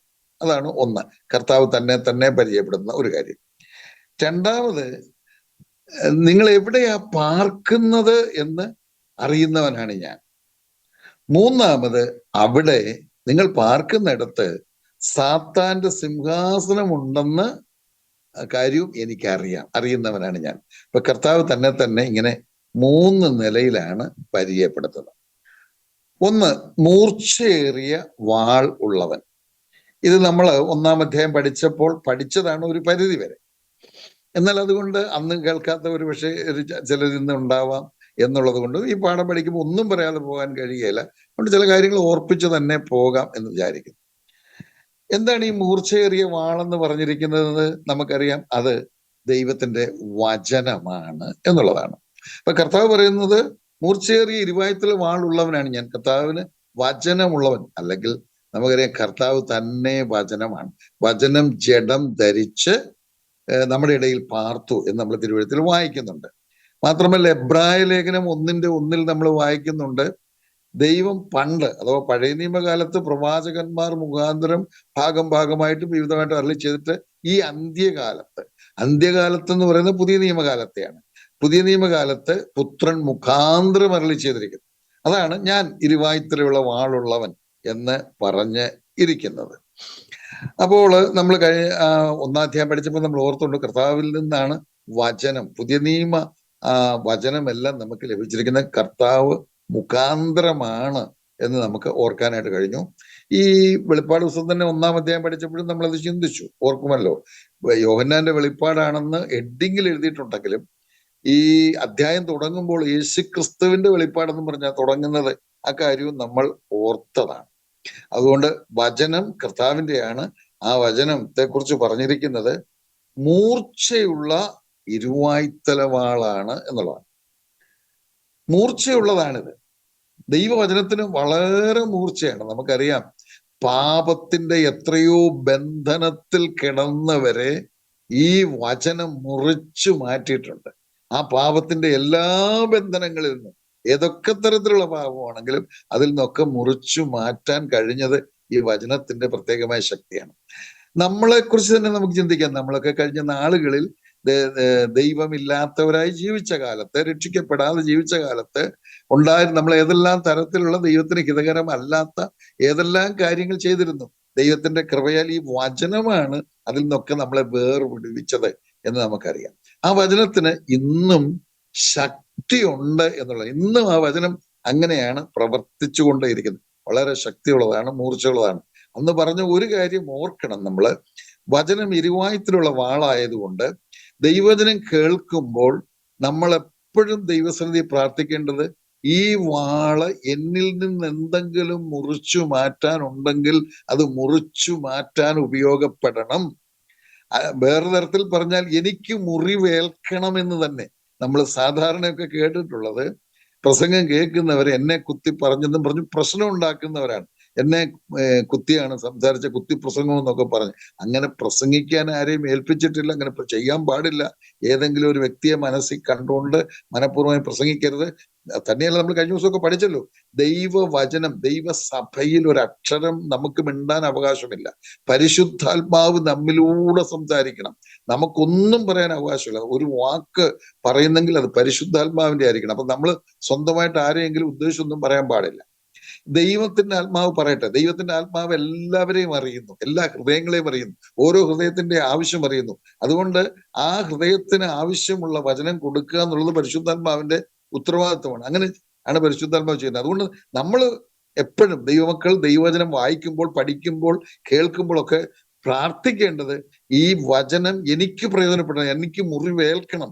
എന്തെങ്കിലും മുറിച്ച് ഞാൻ കളയാനുണ്ടെങ്കിൽ, എൻ്റെ ജീവിതത്തിൽ നിന്ന് ഏതെങ്കിലും മുറിച്ച് കളയാനുണ്ടെങ്കിൽ അത് ഇന്ന് കേൾക്കുന്ന വചനത്താൽ അത് സാധിക്കണമേ എന്ന പ്രാർത്ഥനയാണ് നമുക്ക് ഉണ്ടായിരിക്കേണ്ടത്. അപ്പൊ ഇവിടെ ഞാൻ ഓർപ്പിച്ചതാണോ എന്ന് എനിക്കറിയത്തില്ല. സാധാരണ പറയുന്ന ഒരു കാര്യം, ഇതിന് മൂർച്ചയുള്ളതാണ്. നമ്മൾ ഇനി ഇതിന് മൂർച്ച കൂട്ടാൻ പോകരുത് എന്നുള്ളതാണ്. നമ്മളായിട്ട് ഇനി ഇതിന്റെ മൂർച്ച കൂട്ടണ്ട എന്ന് പറഞ്ഞാൽ അതിനൊക്കെ ഒത്തിരി ആശയമുണ്ട്, അതിലേക്ക് പോകുന്നില്ല. ഒന്ന്, ദൈവവചനത്തോട് ഒന്നും കൂട്ടിച്ചേർക്കരുതെന്ന അല്പമെങ്കിലും നമ്മൾ ചിന്തിച്ചിട്ടുണ്ട് നേരത്തെ. മറ്റൊരാശയം എന്താന്ന് ചോദിച്ചാൽ, നമുക്കൊരു വാക്യം ഒന്ന് വായിക്കുന്നത് നല്ലതായിരിക്കും.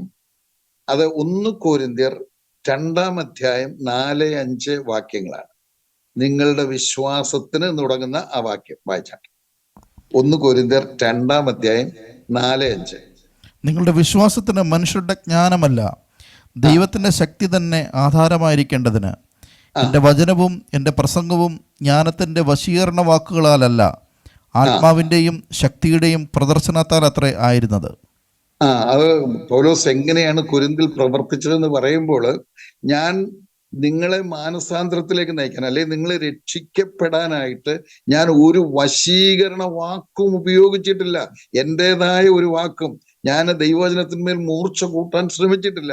അത് പരിശുദ്ധാത്മാവ് ചെയ്യട്ടെ, ദൈവത്തിന്റെ വചനം ചെയ്യട്ടെ. ദൈവത്തിന്റെ വചനം മൂർച്ചയുള്ളതാണ്. അത് മാത്രം വചനം പറഞ്ഞതേ ഉള്ളൂ, സത്യവചനം പറഞ്ഞത് മാത്രമേ ഉള്ളൂ എന്നാണ് അവിടെ പറയുന്നത്. അപ്പൊ നമ്മളായിട്ട് മൂർച്ചയൊന്നും കൂടണ്ട. എന്തെങ്കിലും തരത്തിൽ അഡീഷണൽ കാര്യങ്ങളൊക്കെ പറഞ്ഞ് ഇവരെ എങ്ങനെങ്കിലും പിന്നെ രക്ഷിക്കപ്പെടുത്താൻ ഒന്നും ശ്രമിക്കേണ്ടതില്ല. അത് വചനം ചെയ്യും, ദൈവം ചെയ്യും, ചെയ്തുകൊള്ളും എന്നുള്ളതാണ്. അപ്പൊ മൂർച്ച കൂട്ടാൻ ശ്രമിക്കരുത്. പിന്നെ മൂർച്ച കുറച്ച് കളയുകയും ചെയ്യരുത്.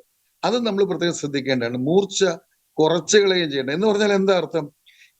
അധികം പേര് മുന്നോട്ടൊക്കെ വരാന് ചിലർ പറയുന്നതാണ്. ഒരു എക്സാമ്പിളാണ്, നിരവധി കാര്യങ്ങൾ എനിക്ക് പറയാൻ പറ്റും, പക്ഷെ അത് ഒരെണ്ണം മാത്രം പറയാണ്.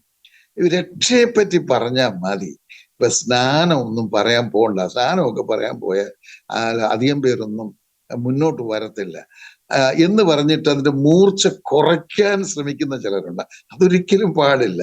അത് നമ്മളെ ഏൽപ്പിച്ചിട്ടില്ല. ഞാനത് ആ ഭാഗം വായിക്കുമ്പോൾ ഓർക്കാറുണ്ട്. കർത്താവ് തന്റെ ഗിരിപ്രഭാഷണത്തിൽ പറഞ്ഞിട്ടുള്ള ഒരു കാര്യമുണ്ട്. 7-ാം അധ്യായം 13-ാം വാക്യമാണ്. ഇടുക്കുവാതിലിലൂടെ അകത്ത് കടപ്പീൻ, തുടർന്നുള്ള വഴി വളരെ ഞെരുക്കമുള്ളതാണെന്ന് പറയുന്നുണ്ട്. അത് ജീവങ്കിലേക്ക് പോകുന്നതാണ്, പക്ഷെ ഞെരുക്കമുള്ളതാണ്. അപ്പൊ ആ ഇടുക്കുവാതിൽ പൊളിച്ചു വലുതാക്കാനും ഞെരുക്കമുള്ള വഴി വീതി കൂട്ടാനും നമ്മൾ പോകരുത്. അത് ദൈവം വെച്ചിരിക്കുന്നതാണത്. അത് അങ്ങനെ തന്നെയാണ്. ദൈവം എന്ത് പറഞ്ഞിട്ടുണ്ടോ അത് കൃത്യമായി നമ്മൾ പറഞ്ഞിരിക്കണം എന്നുള്ളതാണ് ഞാൻ അതിലൂടെ ഉദ്ദേശിക്കുന്നത്. ചിലര് കുറച്ചുകൂടെ കൂടുതൽ പേര് വരാൻ വേണ്ടി കുറച്ചങ്ങ് വിട്ടുവീഴ്ച ചെയ്തുകളെ. അങ്ങനെയൊന്നും ചെയ്യാൻ നമുക്ക് അവകാശമില്ല. മൂർച്ചയൊന്നും കുറയ്ക്കണ്ട, ഉള്ള മൂർച്ച കൂട്ടുകയും വേണ്ട. അത് ഒരു ആശയമായിട്ട് നമുക്ക് എടുക്കാൻ കഴിയും. ഇനി നമ്മുടെ ജീവിതത്തോടുള്ള ബന്ധത്തിൽ നമുക്കും ഈ വചനം പ്രയോജനപ്പെടുത്തണം. എന്തെങ്കിലും നമ്മളെപ്പോഴും ദൈവത്തിന്റെ വചനം കേൾക്കുമ്പോൾ, ദൈവസന്നിധി ഇരിക്കുമ്പോൾ എന്തെങ്കിലും മുറിച്ചു കളയാനുണ്ടോ എന്ന് ചിന്തിക്കേണ്ടത് വളരെ ആവശ്യമാണ്. ഒരു വലിയ വലിയ പാപങ്ങളൊന്നും നമുക്ക് കാണത്തില്ല മുറിച്ചു കളയാൻ, പക്ഷെ ചെറുത് വല്ലതും ഉണ്ടോ?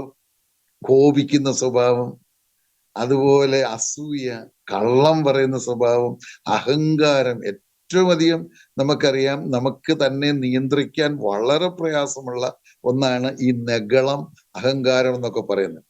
അത് ഏറ്റവും ദൈവം വെറുക്കുന്നു എന്ന് പറയുന്ന, ദൈവം എതിർത്ത് നിൽക്കുന്നു എന്ന് പറയുന്ന ഒരു പാപമാണ്. എല്ലാ പാപത്തോടും ദൈവത്തിന് വെറുപ്പാണ്, പക്ഷെ എതിർത്ത് നിൽക്കുന്നു എന്ന് പറയുന്ന ഒരു പാപമാണ് നെഗളം. അപ്പൊ ഇങ്ങനെ വല്ലതും ഉണ്ടോ നമ്മൾ പരിശോധിക്കണം ദൈവത്തിന്റെ വചനം കേൾക്കുമ്പോൾ. ഈ വചനം കൊണ്ട് നമ്മളതിനെ മുറിച്ച് കളയണം. നെഗളം ഏറ്റവും അധികം നമ്മളെ തകർത്ത് കളയുന്ന ഒന്നാണ് നെഗളം. അങ്ങനെ അസൂയൊക്കെ സ്വാഭാവികമായിട്ട് നമ്മലൊക്കെ ഉണ്ടാകി പോകുന്നതാണ്. കോപം, അത് ഒന്നും പാടില്ല. ദൈവം നമ്മെ സഹായിക്കട്ടെ. അതുപോലെ തന്നെ നമ്മൾ അന്ന് പഠിച്ചതാണെങ്കിലും ഞാൻ ഒന്നുകൂടെ ഓർപ്പിക്കുകയാണ്. ഈ വാൾ ഉപയോഗിക്കുന്നതിന് ഒരു ക്രമമുണ്ട് എന്ന് നമ്മൾ ഓർത്തു. ഇത് ഇരുവായത്തിലുള്ള വാളാണ്. ഈ വാൾ എടുത്താൽ ആദ്യം നമ്മളെയാ വെട്ടേണ്ടത്. അതാണ് ഇപ്പൊ നമ്മൾ പഠിച്ചത്. രണ്ടാമത് നമ്മുടെ വീട്ടിൽ വല്ലതും വെട്ടാനുണ്ടെങ്കിൽ അത് വെട്ടണം. പിന്നീട് വേണം നമ്മൾ നാട്ടുകാരെ വെട്ടാനായിട്ട് ഇറങ്ങേണ്ടത്. പലരും വാളും എടുത്ത് അങ്ങ് ഇറങ്ങുകയാണ് കാണുന്നവരെയൊക്കെ വെട്ടാനായിട്ട്. അങ്ങനെയല്ല വേണ്ടത്. നമ്മളെ വെട്ടി, നമ്മുടെ വീട്ടിൽ വെട്ടാനുള്ളത് വെട്ടി, അതിനുശേഷം വേണം മറ്റുള്ളവരെ വെട്ടാനായിട്ട് പോകേണ്ടത്. ഇത്രയും കാര്യങ്ങളാണ് വാൾ എന്ന നിലയിൽ, അതായത് ഇരുവായ്ത്തലയുള്ള മൂർച്ചയുള്ള വാൾ എന്നുള്ള നിലയിൽ പറയാനായിട്ട് എൻ്റെ മനസ്സിലുള്ളത്. കർത്താവ് പറയുന്നത് ഞാൻ ഇരുവായ്ത്തലയുള്ള മൂർച്ചയേറിയ ഇരുവായ്ത്തല വാളുള്ളവനാണെന്നുള്ളത്. രണ്ടാമത് നമ്മൾ വായിച്ചത് നീ എവിടെ പാർക്കുന്നു എന്ന് ഞാൻ അറിയുന്നു എന്നുള്ളതാണ്. കർത്താവ് സകലവും അറിയുന്നു. കർത്താവ് അറിയാതെ ഒന്നും നമുക്ക് ചെയ്യാൻ കഴിയില്ല. നമ്മള് കർത്താവിന്റെ ദാസന് ഫിന്നി ബ്രദർ പ്രാരംഭത്തിൽ പറഞ്ഞു, നമ്മൾ ഇരിക്കുന്നതും എഴുന്നേൽക്കുന്നതും എല്ലാം 139-ാം സങ്കീർത്തനം നമ്മൾ ഓർക്കുമല്ലോ. അവിടെ പറഞ്ഞിട്ടുണ്ട്, നീ ഇരിക്കുന്നതും എഴുന്നേൽക്കുന്നതും നടക്കുന്നതും കിടക്കുന്നതും എല്ലാം ദൈവം അറിയുന്നു എന്നുള്ളതാണ്. ദൈവം അറിയാതെ നമുക്കൊന്നും ചെയ്യാനായിട്ട് കഴിയല്ല.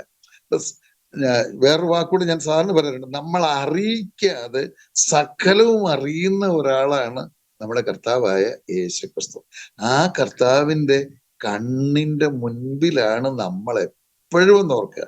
24 മണിക്കൂറും അവനെ ഒളിച്ച് മറച്ച് നമുക്കൊന്നും ചെയ്യാൻ പറ്റുകയില്ല. ഇനി ഞാൻ കാണാതെ അങ്ങ് പറയാതെ ആ വാക്യം തന്നെ ഒന്ന് ചൂണ്ടിക്കാണിക്കാനായിട്ട് ഉദ്ദേശിക്കുക. ലൂക്കോസ് 5:22 ഒന്ന് വായിച്ചാട്ടെ. ലൂക്കോസ് 5:22. യേശുവോട് ചിന്തകളെ അറിഞ്ഞ് അവരോട്, നിങ്ങൾ ഹൃദയത്തിൽ മതി.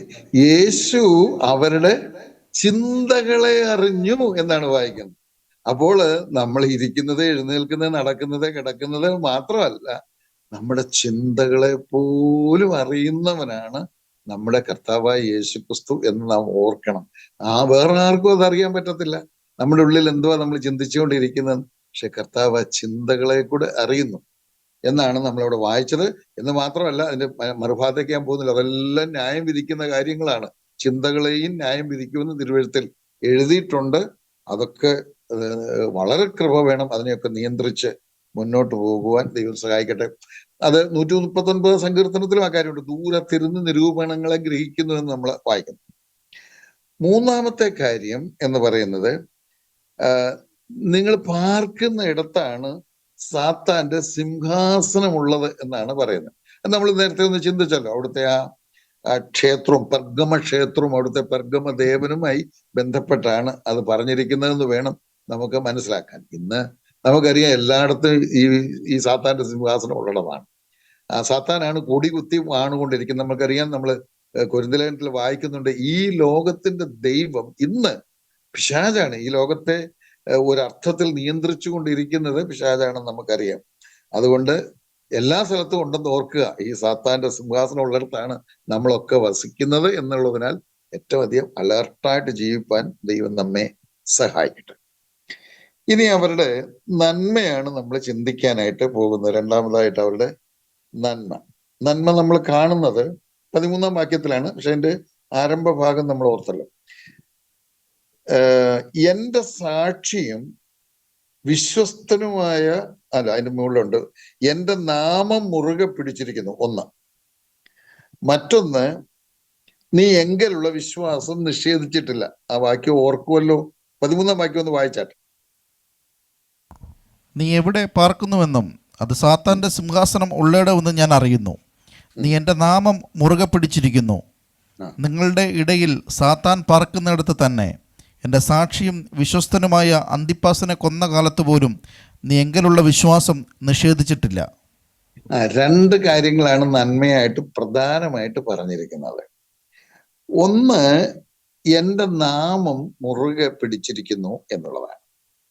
രണ്ടാമത്തേത്, എങ്കിലുള്ള വിശ്വാസം നിഷേധിച്ചിട്ടില്ല. കർത്താവ് പറയുന്നതാണ്. അത് പറയുമ്പോൾ അവിടെ ഒരു കാര്യം പറഞ്ഞുകൊണ്ടാണ് നിഷേധിച്ചില്ലെന്ന് പറയുന്നത്. അന്തിപ്പാസിനെ കൊന്ന കാലത്തു പോലും, അന്തിപ്പാസ് എന്ന് പറയുന്ന ദൈവഭക്തനെ വറചട്ടിയിലിട്ട് വറുത്തു കൊന്നു എന്നാണ് ചരിത്രത്തിൽ പറയുന്നത്. ഇവിടെ ആ കാര്യം ഒന്നും പറഞ്ഞിട്ടില്ല. കൊന്നു എന്ന് മാത്രമേ പറയുന്നുള്ളൂ. എന്നാൽ ചരിത്രകാരന്മാർ, വേദ പണ്ഡിതന്മാർ, പഠിതാക്കളൊക്കെ അവകാശപ്പെടുന്നത്, അല്ലെങ്കിൽ അവരുടെ അന്വേഷണത്തിൽ അവർ മനസ്സിലാക്കിയിട്ടുള്ളത്, വളരെ ക്രൂരമായി വറചട്ടിയിൽ, താമ്രച്ചട്ടിയിൽ ഇട്ട് വറുത്ത് കൊന്നു എന്നാണ് പറയുന്നത്. അത് അന്നത്തെ കാലത്ത് അവിടെയുള്ള ആർക്കും സംഭവിക്കാം. അപ്പൊ ആ ബേസിലാണ് പറയുന്നത്, നിങ്ങൾ പക്ഷേലെ എങ്കിലുള്ള വിശ്വാസം നിങ്ങൾ നിഷേധിച്ചില്ല എന്ന് വളരെ അനുഗ്രഹിക്കപ്പെട്ട നന്മയാണ് അവരെ കുറിച്ച് പറയുന്നത്. ഇനി നമുക്കത് രണ്ടും ഒന്ന് അല്പം കൂടെ അല്പമായിട്ടൊന്ന് ചിന്തിക്കാനായിട്ട് ശ്രമിക്കാം. ഒന്ന്, എൻ്റെ നാമം മുറുകെ പിടിച്ചിരിക്കുന്നു. എൻ്റെ നാമം എന്ന് പറഞ്ഞാൽ എൻ്റെ അർത്ഥം എന്നെ മുറുകെ പിടിച്ചു എന്ന് തന്നെയാണ്. എന്നെ നിങ്ങൾ മുറുകെ പിടിച്ചിരിക്കുന്നു എന്നുള്ളതാണ്. നമുക്ക് ഒന്ന് രണ്ട് കാര്യങ്ങൾ ഓർക്കാനായിട്ടുള്ളത്, നമ്മൾ രക്ഷിക്കപ്പെടുന്നത് വരെ നമ്മളെ പിടിച്ച് നടത്തിയിരുന്നത് പിശാചാണ്. നമ്മള് ഇതിനു മുമ്പ് വായിച്ചിട്ടുണ്ട് ആ വാക്യം. അതാണ് എൻ്റെ ഓർമ്മ എങ്ങനെയാണ്. 1 കൊരിന്ത്യർ 12-ാം അധ്യായം 2-ാം വാക്യത്തിൽ അവിടെ നമ്മൾ വായിക്കുന്നുണ്ട്, നിങ്ങൾ ജാതികളായിരുന്നപ്പോൾ നിങ്ങളെ നടത്തിയതുപോലെ ഊമ വിഗ്രഹങ്ങളുടെ അടുക്കൽ പോക പതിവായിരുന്നല്ലോ എന്ന് കൊരിന്ത്യരോട് പറയുന്നുണ്ട്. അപ്പൊ നിങ്ങളെ നടത്തിയ പോലെ എന്ന് പറഞ്ഞാൽ ആര് നടത്തി? ഊമ വിഗ്രഹത്തിന്റെ അടുത്തോട്ട് ആരാ നടത്തിയത്? പിശാചാണ്. അപ്പൊ നമ്മൾ അതിൽ നിന്ന് മനസ്സിലാക്കാൻ കഴിയുന്നത്, രക്ഷിക്കപ്പെടുന്നത് വരെ ഈ പിശാച് നമ്മളെ ഇങ്ങനെ പിടിച്ചുകൊണ്ട് നടക്കുക. അവന്റെ ഇഷ്ടമുള്ള സ്ഥലങ്ങളിൽ അവന് ഇഷ്ടമുള്ള കാര്യങ്ങൾ ചെയ്യിച്ച്, ദൈവത്തിന് വിരോധമായ കാര്യങ്ങൾ ചെയ്യിച്ചു കൊണ്ട് നടക്കുകയാണ് ചെയ്യുന്നത്. എന്നാൽ നമ്മൾ രക്ഷിക്കപ്പെടുമ്പോൾ യേശുക്രിസ്തുവിന്റെ രക്തം വിശ്വാസത്താൽ നമ്മുടെ ഹൃദയങ്ങളിൽ തളിക്കപ്പെടുകയും ഹൃദയം ശുദ്ധമായി തീരുകയും ചെയ്യുമ്പോൾ പിശാച് പിടിവിടും. പിശാച് പിടിവിടുമ്പോൾ നമ്മുടെ കർത്താവ് നമ്മെ പിടിക്കും. പിന്നെ കർത്താവാണ് നമ്മളെ കൈപിടിച്ച് നടത്തുന്നത്. നമ്മൾ ഓർത്തിട്ടുള്ള വാക്യമാണ് എബ്രായർ 13:5 എന്ന് പറയുന്നത്. അവിടുന്ന് നമ്മൾ സാധാരണ ആ വാക്യം മുഴുവനായിട്ട് സാധാരണ ഓർക്കാറില്ല. ഒന്ന് വായിക്കാമോ വാക്യം? എബ്രായർ 13:5. നിങ്ങളുടെ നടപ്പ് ദ്രവ്യാഗ്രഹമില്ലാത്തതായിരിക്കട്ടെ, ആ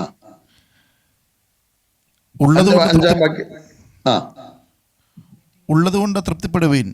ഞാൻ നിന്നെ ഒരു നാളും കൈവിടുകയില്ല, ഉപേക്ഷിക്കുകയുമില്ല എന്ന് അവൻ തന്നെ അരുളി ചെയ്തിരിക്കുന്നുവല്ലോ. അതെ, നമ്മുടെ കർത്താവിന്റെ വാഗ്ദത്തമാണ്. ആ വാക്യം സാധാരണ നമ്മൾ പറയുമ്പോൾ, എടുത്തു പറയുമ്പോഴൊക്കെ രണ്ടാം ഭാഗം മാത്രമേ സാധാരണ പറയാറുള്ളൂ. ഞാൻ നിന്നെ ഒരു നാളും കൈവിടുകയില്ല. അത് നമുക്ക് വലിയ സന്തോഷമുള്ള കാര്യമാണ്. അത് തന്നെയല്ല, ഞാൻ കേട്ടിട്ടുള്ളത് എൻ്റെ മൂലഭാഷയിൽ ഒരു നാളും എന്നുള്ളത് 5 പ്രാവശ്യം ഉണ്ടെന്നാണ്. ഞാൻ നിന്നെ ഒരു നാളും കൈവിടുകയില്ല. അത് വലിയ സന്തോഷം നമുക്ക് തരുന്ന കാര്യമാണ്. സാധാരണ നമ്മളൊക്കെ സാധാരണ ഒരു കാര്യം ഉറപ്പിക്കാൻ വേണ്ടി 3 പ്രാവശ്യമാണ് പറയുന്നത്, അങ്ങനെ ഉറപ്പിക്കുന്നത്. പക്ഷെ ഇവിടെ 5 പ്രാവശ്യം പറഞ്ഞിട്ടുണ്ട് എന്ന് നമുക്ക് കാണാനായിട്ട് ആ ഭാഗം വായിക്കുമ്പോൾ മനസ്സിലാകുന്നുണ്ട്. അപ്പൊ അത്രയ്ക്ക് ഉറപ്പാണ് നമ്മുടെ കർത്താവ് നമ്മളെ ഒരു നാളും കൈവിടുകയില്ല എന്നുള്ളത്. അത് സന്തോഷിക്കേണ്ടതാണ്, അഭിമാനിക്കേണ്ടതാണ്, ദൈവത്തിന് സ്തോത്രം ചെയ്യേണ്ടതാണ്. എന്നാൽ അത് കണ്ടീഷണൽ ആണെന്നും കൂടെ ഓർക്കണം. അതാണ് അതിന്റെ മുൻഭാഗത്ത് പറയുന്നത്. നിങ്ങളുടെ നടപ്പ് ദ്രവ്യാഗ്രഹമില്ലാത്തതായിരിക്കട്ടെ, ഉള്ളത് കൊണ്ട് തൃപ്തിപ്പെടുവിൻ, ഞാൻ നിന്നെ ഒരു നാളും കൈവിടുകയില്ല. കണ്ടീഷണലാ എന്ന് പറഞ്ഞാൽ ഉള്ളത് കൊണ്ട് തൃപ്തിപ്പെടാത്തവനെ, ദ്രവ്യാഗ്രഹിയെ പിടിച്ചുകൊണ്ട് നടക്കാൻ കർത്താവിന് പറ്റുകയില്ല. കാരണം ദ്രവ്യാഗ്രഹം കൊണ്ട് ഓടി നടക്കുന്നവനെ എങ്ങനെ ദൈവത്തിന് പിടിച്ചുകൊണ്ട് നടക്കാൻ പറ്റുക? അപ്പൊ അത് വളരെ ശ്രദ്ധിക്കണം. കർത്താവ് നമ്മളെ കൈവിടുകയില്ല എന്നുള്ളത് വളരെ ശരിയാണ്. പക്ഷെ കൈവിടാതെ ഇരിക്കണമെങ്കിൽ, കൈവിടാതെ പിടിച്ചു കൊണ്ടു നടക്കണമെങ്കിൽ ഈ 2 കാര്യം നമ്മൾ എപ്പോഴും ശ്രദ്ധിച്ചോണം. ഒരു കാരണവശാലും നമുക്ക് ദ്രവ്യാഗ്രഹം ഉണ്ടാകരുത്. ഞാൻ പറഞ്ഞോന്ന് എനിക്കറിയത്തില്ല, എന്നാലും പറഞ്ഞാലും നമുക്ക് ഈ ഭാഗത്ത് ഓർപ്പിച്ചല്ലേ പറ്റുള്ളൂ. ഈ ദ്രവ്യാഗ്രഹം എന്ന് പറയുന്നത് എന്താന്ന് ചോദിച്ചാൽ, ഒരുപക്ഷെ നമ്മുടെ ഈ ക്ലാസ്സിൽ ഞാൻ എപ്പോഴെങ്കിലും പറഞ്ഞാണ്. ഇപ്പം നമ്മൾ ഏകദേശം ഒരു 6-7 മണിക്കൂർ സംസാരിച്ചല്ലോ. ഒരു വാക്യം വായിക്കാം. കൊലോസ്യർ 3:5 ഒന്ന് വായിച്ചാൽ. കൊലോസ്യർ 3:5.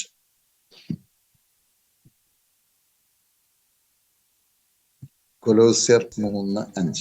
ആകയാൽ ദുർനടപ്പ്, അശുദ്ധി, അതിരാഗം, ദുർമോഹം, വിഗ്രഹാരാധനയായ അത്യാഗ്രഹം, ഇങ്ങനെ ഭൂമിയിലുള്ള നിങ്ങളുടെ ഓക്കെ, അവിടെ വിഗ്രഹാരാധനയായ അത്യാഗ്രഹം എന്ന് എഴുതിയേക്കുന്നത് വേറൊരു പദമാണ് ചില ട്രാൻസ്ലേഷൻ ഉള്ളത്. അത് മനസ്സിലാക്കാൻ മറ്റൊരു വാക്യം വായിക്കാം. ഇത് തന്നെയാ എഫേസ്യർ 5:5 തൊട്ടടുത്തുണ്ടല്ലോ.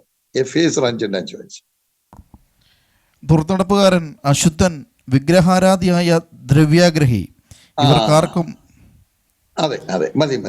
അപ്പൊ നോക്ക, വിഗ്രഹാരാധിയായ ദ്രവ്യാഗ്രഹി എന്ന് പറഞ്ഞാൽ അപ്പൊ ആരാണ്? ദ്രവ്യാഗ്രഹം എന്താണ്? ദ്രവ്യാഗ്രഹം വിഗ്രഹാരാധനയാണ്. അത്യാഗ്രഹവും അത് തന്നെയാണ്. അത്യാഗ്രഹവും വിഗ്രഹാരാധനയാണ്. അത് വളരെ സൂക്ഷിക്കേണ്ട ഒരു കാര്യമാണ്. ഇത് രണ്ടും നമുക്കുണ്ടാകരുത്. നമ്മൾ ഗൾഫിലാണ്, അവിടെ ജോലി ചെയ്യുന്നു, നമുക്ക് ന്യായമായ സാലറി ഉണ്ട്, അത് നമ്മൾ ന്യായമായി സമ്പാദിക്കണം. പക്ഷെ നമുക്കൊരിക്കലും ദ്രവ്യാഗ്രഹം ഉണ്ടാകരുത്. ഞാൻ സാധാരണ അതിനെക്കുറിച്ച് പറയുന്ന ഒരു കാര്യം, കർത്താവ് തരുന്ന നമുക്ക് ധനം 100 രൂപ നമ്മുടെ കയ്യിൽ തന്നാൽ 100 രൂപയും നമുക്കുള്ളതല്ലെന്ന് നമ്മൾ ഓർക്കണം. ഞാൻ പറഞ്ഞു കാണും, പിന്നെയും പറയുക. അതിൽ നമുക്കുള്ളതുകൊണ്ട്, സഭയ്ക്കുള്ളതുകൊണ്ട്, പാവങ്ങൾക്കുള്ളതുകൊണ്ട്, അതെല്ലാം കൃത്യമായി നമ്മൾ കൊടുത്തില്ലേ പിന്നെ കണക്ക് ചോദിക്കും നമ്മളോട്. അതൊക്കെ ഓർത്തോണം. അപ്പൊ നമുക്ക് ധനം ദൈവം തരുമ്പോൾ നമ്മൾ അധ്വാനിച്ചിട്ടായിരിക്കും. പക്ഷെ അധ്വാനിക്കാനുള്ള കഴിവ് തരുന്നതും, ജോലി തന്നതും, പിന്നെ വിദേശത്ത് പോകാൻ സൗകര്യം തന്നതും ഒക്കെ ദൈവമാണ്. അപ്പൊ അതിൽ നിന്ന് നമുക്ക് ആവശ്യമുള്ളത് എടുക്കണം.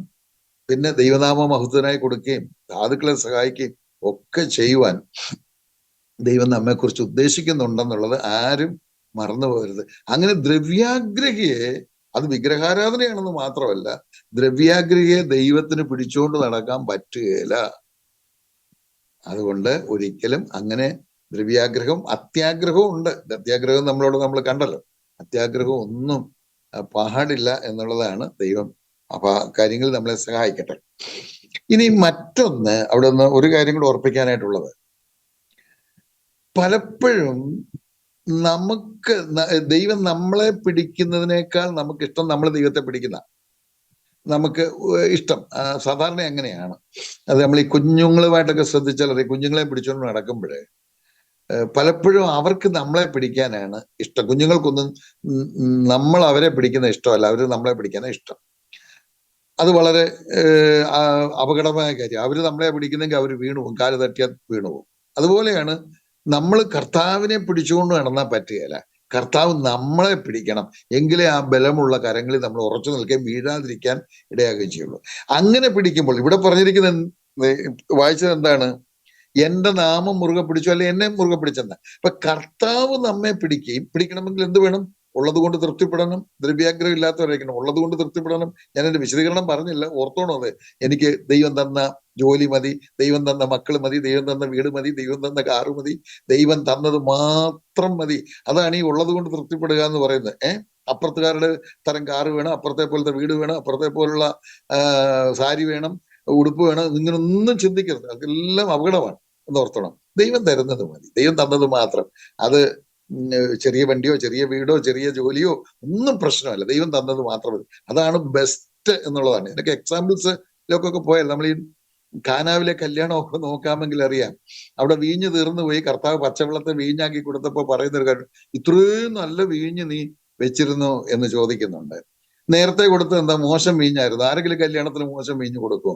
ഏറ്റവും ബെസ്റ്റാണ് അവര് കൊടുത്തത്, പക്ഷെ അതിനേക്കാൾ ബെസ്റ്റാണ് കർത്താവ് തരുന്നത്. അതാണ് അതിന്റെ പ്രത്യേകത. അപ്പൊ എപ്പോഴും നമ്മൾ ഓർത്തണം, കർത്താവ് തരുന്നത് മതി, അതാണ് ഉള്ളത് കൊണ്ട് തൃപ്തിപ്പെടുക. അതിന്റെ ചില കാര്യങ്ങളെ ഞാൻ പറഞ്ഞു, ഇങ്ങനെ ഒരുപാട് കാര്യങ്ങൾ അതിനോട് ചേർത്തോണം.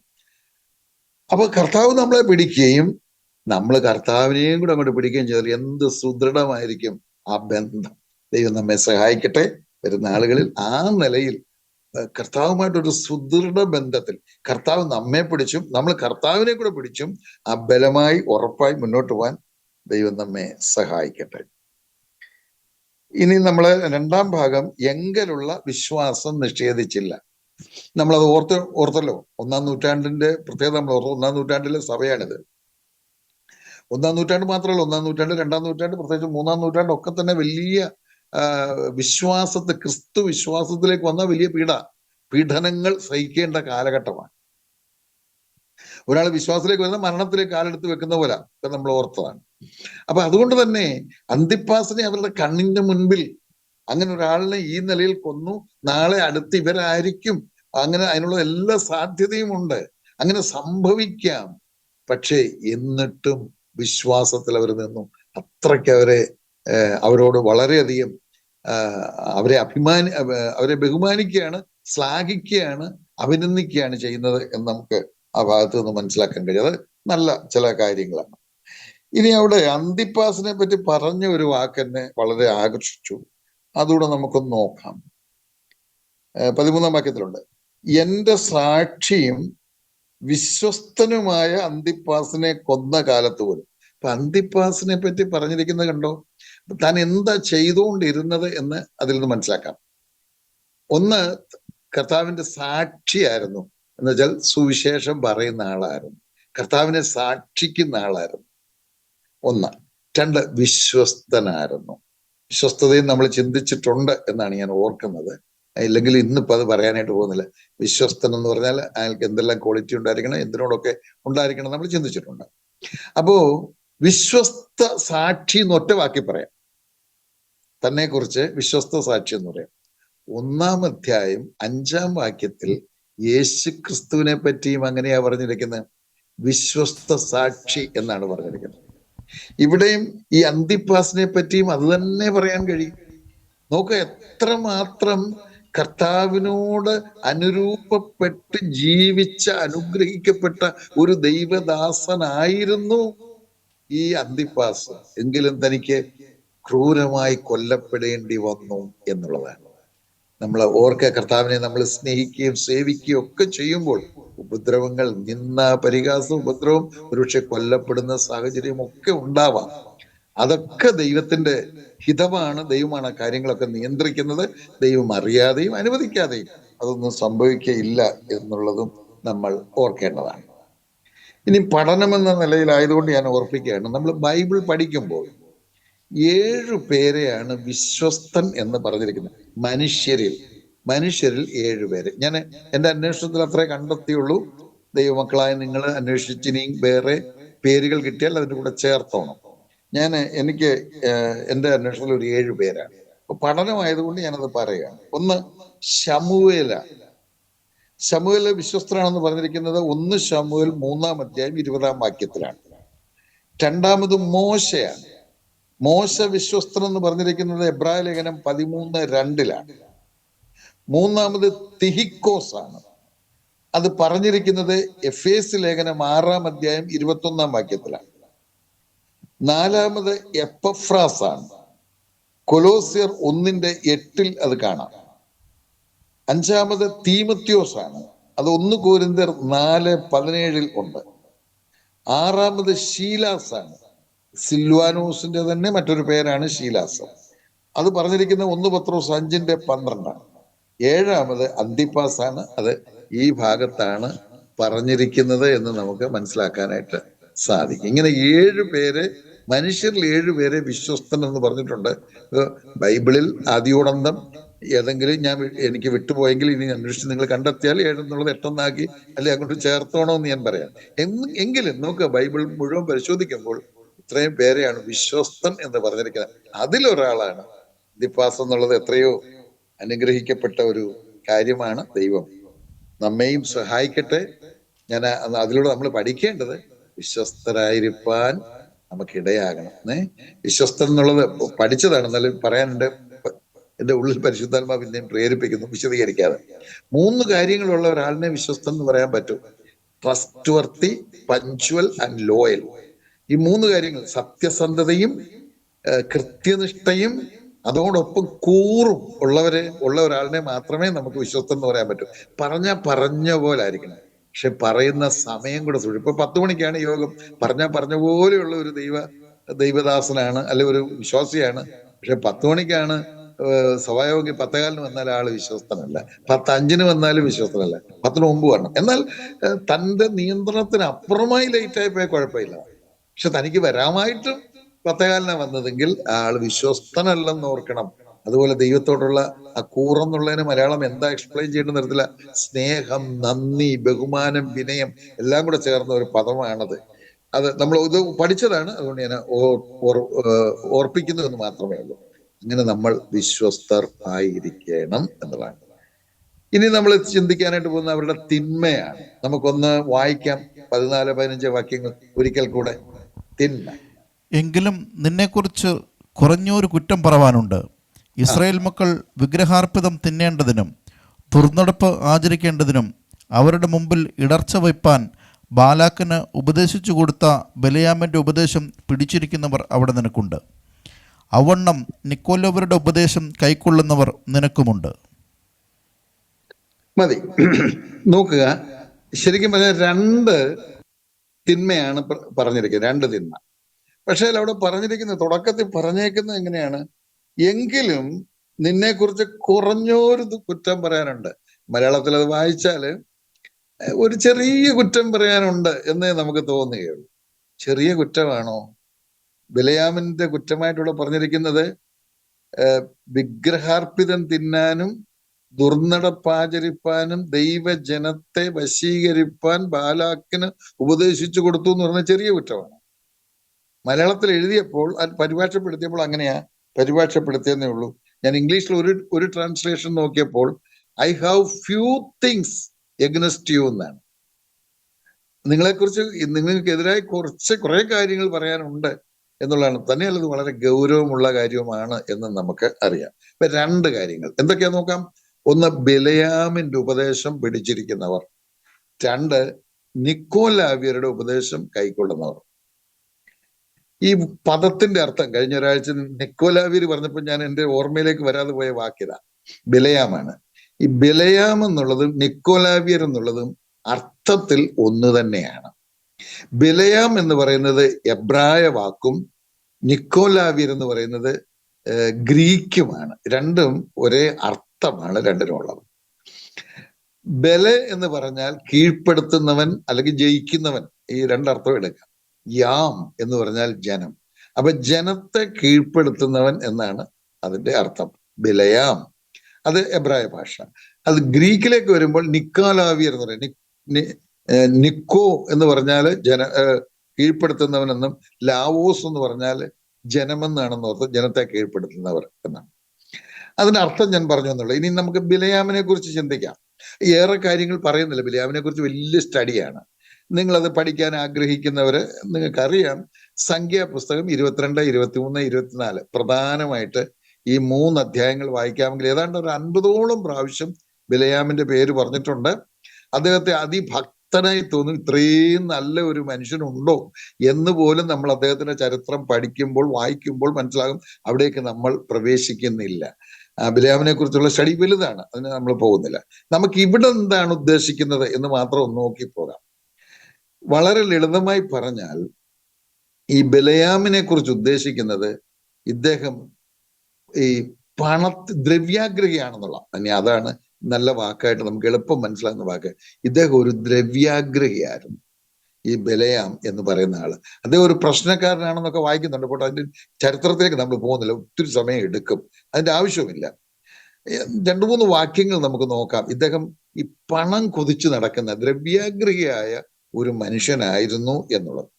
2-3 വാക്യം വായിക്കണം. ഒന്നാമത് നോക്കി നെഹമ്യാവിന്റെ പുസ്തകം 13:2 വായിക്കാം. നെഹമ്യാവ് 13:2.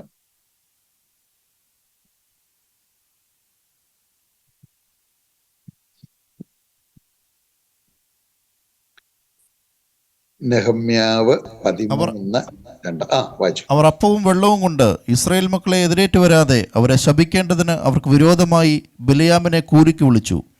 എങ്കിലും ബിലയാമിനെ കൂലിക്ക് വിളിച്ചു. പണം നോക്കുക. ബിലയാമ് ദൈവത്തിന്റെ ഒരു ദാസനായിട്ടാണ് അഭിനയിച്ച് നടക്കുന്നത്. തന്റെ വാക്കുകളും ഒക്കെ അങ്ങനെയാണ്. പിന്നെ മോവാബ്യ രാജാവായ ബാലാക്ക് ദൈവജനത്തെ ശപിക്കുവാൻ ഇദ്ദേഹത്തെ വിളിക്കാൻ ആളിനെ വിട്ടു, പണം കൊടുത്ത്. പണവും കുറച്ച് കൊടുത്തിട്ട് കുറെ ആളിനെ വിട്ടപ്പോ വീട്ടിൽ താമസിപ്പിക്കുക. ഇദ്ദേഹം ഭക്തനാണ്, ദൈവത്തിന്റെ ഭക്തനായിട്ടാണ് അഭിനയിക്കുന്നത്. വീട്ടിൽ താമസിപ്പിച്ചിട്ട് പറയുന്നത് എന്താണെന്നറിയോ? നിങ്ങളിവിടെ താമസിക്കാൻ ദൈവത്തോട് ചോദിക്കട്ടെ, ദൈവം പറയുന്നതല്ലാതെ ഞാൻ വേറൊന്നും പറയത്തില്ല. അങ്ങനെയൊക്കെ കേൾക്കുമ്പോൾ ഒത്തിരി ഭക്തനായിട്ട് തോന്നും. പക്ഷെ ദ്രവ്യാഗ്രഹിയായിരുന്നു ഇദ്ദേഹം എന്നുള്ളതാണ്. കൂലിക്ക് വിളിച്ചു എന്ന് പറയുന്നു. ഇനി 1-2 വാക്യം കൊണ്ട് നോക്കാം പുതിയ നിയമത്തിൽ. 2 പത്രോസിന്റെ 2-ാം ലേഖനം 2-ാം അധ്യായം 16-ാം വാക്യം. പത്രോസിന്റെ 2-ാം ലേഖനം 2-ാം അധ്യായം 16-ാം വാക്യം. അവൻ അനീതിയുടെ കൂലി കൊതിച്ചുവെങ്കിലും തന്റെ അകൃത്യത്തിന് ശാസന കിട്ടി. ഉരിയാടാക്കഴുത മതി, ചരിത്രമാണ് പറയുന്നത്. ആ ഒറ്റ വാക്ക്, അനീതിയുടെ കൂലി കൊതിച്ചു. ബിലയാമിനെ കുറിച്ച് അവിടെ പറയുന്നു. അവൻ അനീതിയുടെ കൂലി കൊതിച്ചു. ഇനി അടുത്ത ഒരു പേജ് മറിച്ച് 2 പേജ് മറിച്ചാൽ യൂദ കിട്ടും. യൂദയുടെ ലേഖനം 11-ാമത്തെ വാക്യം കൂടെ ഒന്ന് വായിച്ചാട്ടെ. അവർ കയ്യോ കഷ്ടം, അവർ കയ്യിന്റെ വഴിയിൽ നടക്കുകയും കൂലി കൊതിച്ച് ബിലയാമിന്റെ വഞ്ചനയിൽ തങ്ങളെ തന്നെ ഏൽപ്പിക്കുകയും. മതി. ദ്രവ്യാഗ്രത, പണം ലക്ഷ്യം, ഇതായിരുന്നു ഈ ബിലയാമിന്റെ ലക്ഷ്യം. എപ്പോഴും പണമാണ്. നിക്കോലവ്യരുടെ നമ്മൾ ശ്രദ്ധിച്ചിട്ടുണ്ട്. കഴിഞ്ഞ പ്രാവശ്യം പഠിച്ചതാണല്ലോ. എഫെസോസിലെ സഭയ്ക്കുള്ള ദൂത് പഠിച്ചപ്പോൾ നമ്മൾ ഓർത്തു, അവിടെ ജനത്തെ കീഴ്പ്പെടുത്തി ഇവർ അധികാരമോഹികൾ അല്ലെങ്കിൽ പദവി മോഹിക്കുന്നവര്. അപ്പം ബിലയാമിനോട് ഉദ്ദേശിക്കുന്ന പണമോഹവും നിക്കോലാവിയർ എന്നുള്ളതിലൂടെ ഉദ്ദേശിക്കുന്നത് അധികാരമോഹവുമാണ്. നമ്മൾ ഉദ്ദേശിച്ചു ദൈവസഭയെ ഭരിക്കുവാനായി ദൈവത്താൽ നിയോഗിക്കപ്പെട്ട പാസ്റ്റേഴ്സ് ഉണ്ട്. പക്ഷെ അവര് ഭരിക്കുന്നത് എങ്ങനെയാണ്? നമ്മൾ ഓർത്തു, ഒരു പിതാവിന്റെ ഹൃദയത്തോടെ, ഒരു മാതാവിന്റെ ഹൃദയത്തോടെ, സ്നേഹത്തിൽ, അവർക്ക് മാതൃകയായിക്കൊണ്ട് ആണ് അവരെ ഭരിക്കുന്നത് എന്ന് നമ്മൾ ഓർത്തു. അതിനു പകരം അരമനകളിൽ പാർത്തുകൊണ്ട് സകല അധികാരത്തിലും സർവാധികാരികളായി ഈ ജനത്തെ കീഴ്പ്പെടുത്തി പരമാധികാരികളായി ഇരിക്കുവാൻ ആഗ്രഹിക്കുന്ന ഒരു കൂട്ടം ആൾക്കാർ ഉണ്ട്. അപ്പൊ അതാണ് നിക്കോലാവ്യർ ഓർക്കുന്നത്. ചുരുക്കത്തിൽ ബിലയാം പണവും, നിക്കോലാവ്യർ പ്രശസ്തിയും അല്ലെ പദവിയും ആഗ്രഹിക്കുന്നവര്. ഇത് രണ്ടും ദൈവ ആത്മീയ ജീവിതത്തിൽ പാടില്ലാത്തതാണ്. രണ്ടും ഓർക്കണം. ആത്മീയ ജീവിതത്തിൽ പണമോ അല്ലെങ്കിൽ പ്രശസ്തിയോ ലക്ഷ്യമാക്കരുത്. ദൈവത്താൽ നിയോഗിക്കപ്പെട്ടവർ അങ്ങനെ ചെയ്യുകയില്ല. അവർക്ക് ഇതൊക്കെ നമ്മൾ പഠിച്ചത് തന്നെയാണ്, ആവർത്തിക്കുക. അവര് ഒറ്റ ലക്ഷ്യമുള്ളൂ, ആത്മഭാരം. രക്ഷിക്കപ്പെടാത്തവർ രക്ഷിക്കപ്പെട്ട് നരകത്തിൽ നിന്ന് അവർ വിടുതൽ പ്രാപിച്ച് സ്വർഗത്തിന് അവകാശികളാകണം. രക്ഷിക്കപ്പെട്ടവർ ആത്മീകമായി വളരണം. വേറെ യാതൊരു ലക്ഷ്യവും ദൈവ മക്കൾക്കില്ല, വിശ്വാസികൾക്കില്ല, ദൈവസഭയെ ശുശ്രൂഷിപ്പാൻ ദൈവം നിയോഗിച്ചവർക്കുമില്ല എന്ന് ഓർക്കണം. പക്ഷെ ഇവിടെ ഈ രണ്ട് ഉപദേശവും സ്വീകരിക്കുന്നവരുണ്ടായിരുന്നു. പണവും പദവിയും പ്രതീക്ഷിക്കുന്നവർ, അതിനുവേണ്ടി പരിശ്രമിക്കുന്നവർ എന്നുള്ളതാണ്. ഇനി ബിലയാമിനെ കുറിച്ച് പറഞ്ഞിരിക്കുന്ന ഒന്ന് രണ്ട് കാര്യം കൂടെ നമുക്ക് ഒന്ന് ചിന്തിക്കാതെ പോകാൻ നിവർത്തിയില്ലല്ലോ.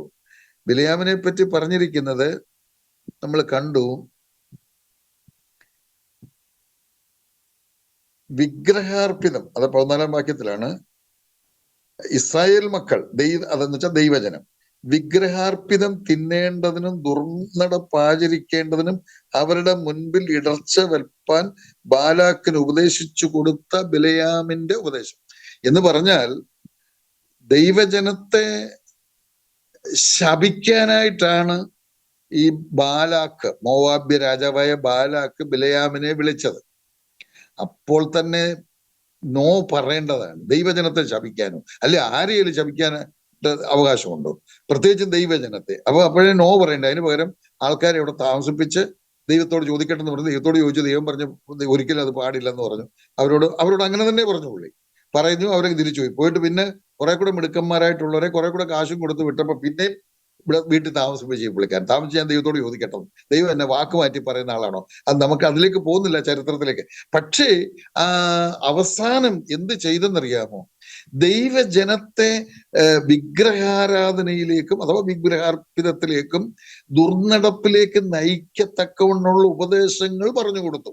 അതിനുള്ള തന്ത്രങ്ങൾ ഇയാൾ പറഞ്ഞു കൊടുത്തു. ഈ ദൈവത്തിന്റെ ദാസൻ എന്ന് പറയുന്ന ഇയാള് പറഞ്ഞു കൊടുത്തു എന്നാണ് നമ്മൾ കാണുന്നത്. അതിനൊരു വാക്യം ഒന്ന് വായിച്ചേക്കാം. ഒരു വാക്യം ഒന്ന് വായിക്കുന്നത് നന്നായിരിക്കും. സംഖ്യാപുസ്തകം 31:16 ആ ആശയം കിടപ്പുണ്ട്. സംഖ്യാപുസ്തകം 31:16.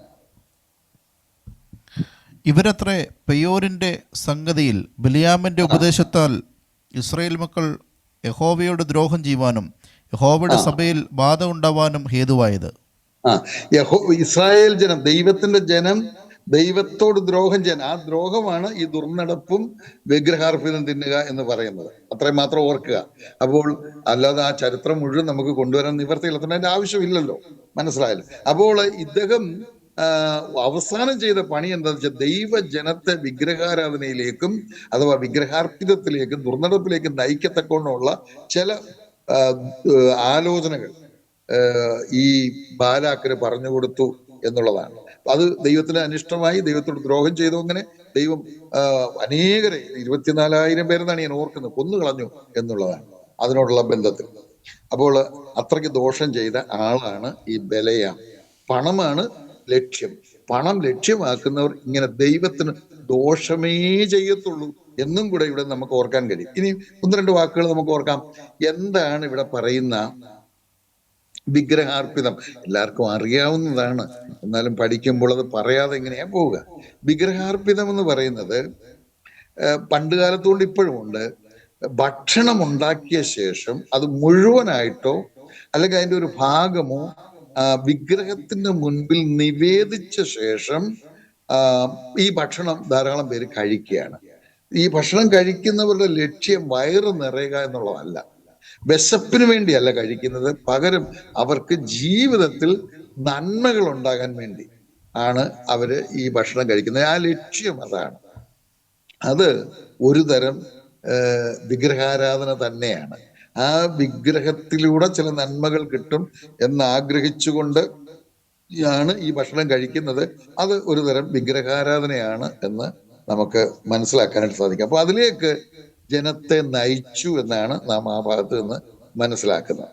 ഇത് പറയുമ്പോൾ നമ്മൾ ഓർക്കേണ്ട ഒരു കാര്യം എന്താന്ന് ചോദിച്ചാൽ, നമ്മൾ സാധാരണഗതിയിൽ തിരുവെഴുത്ത് പറയുന്നതനുസരിച്ച് പ്രാർത്ഥിച്ചിട്ടാണ് നമ്മൾ ഭക്ഷണം കഴിക്കുന്നത്.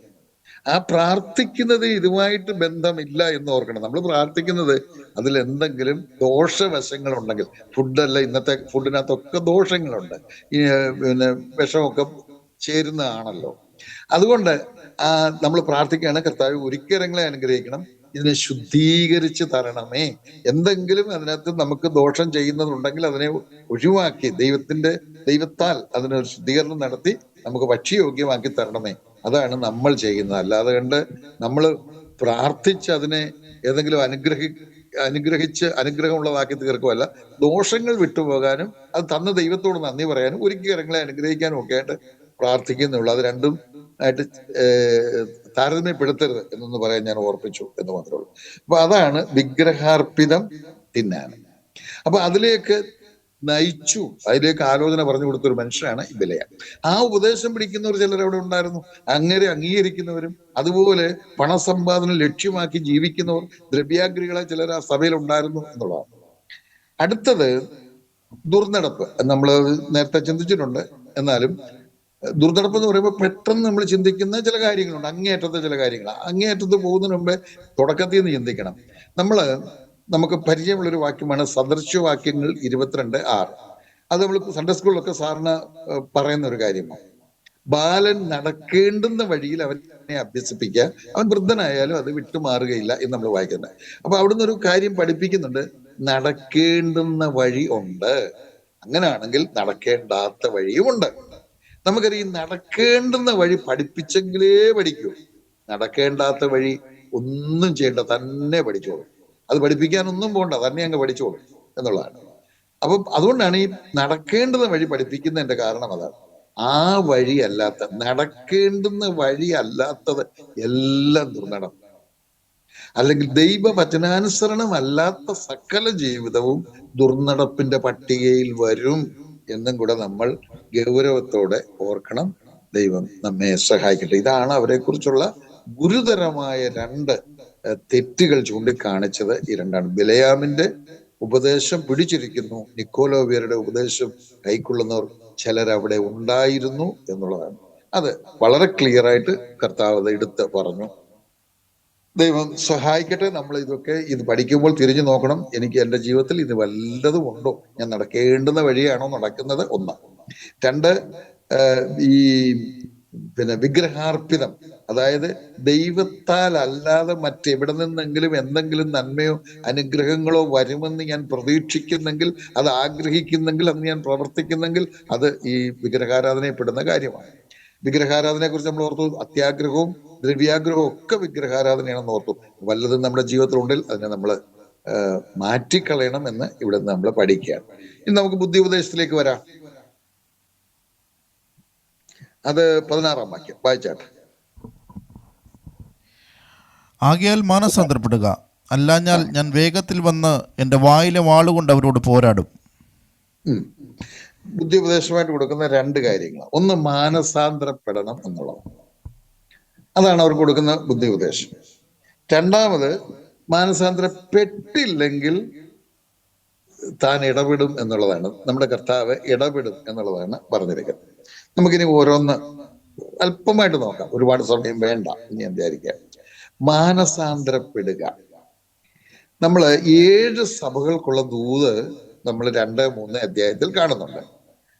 അതിൽ യാതൊരു തിന്മയും ഇല്ലാത്ത 2 സഭകളുണ്ട്.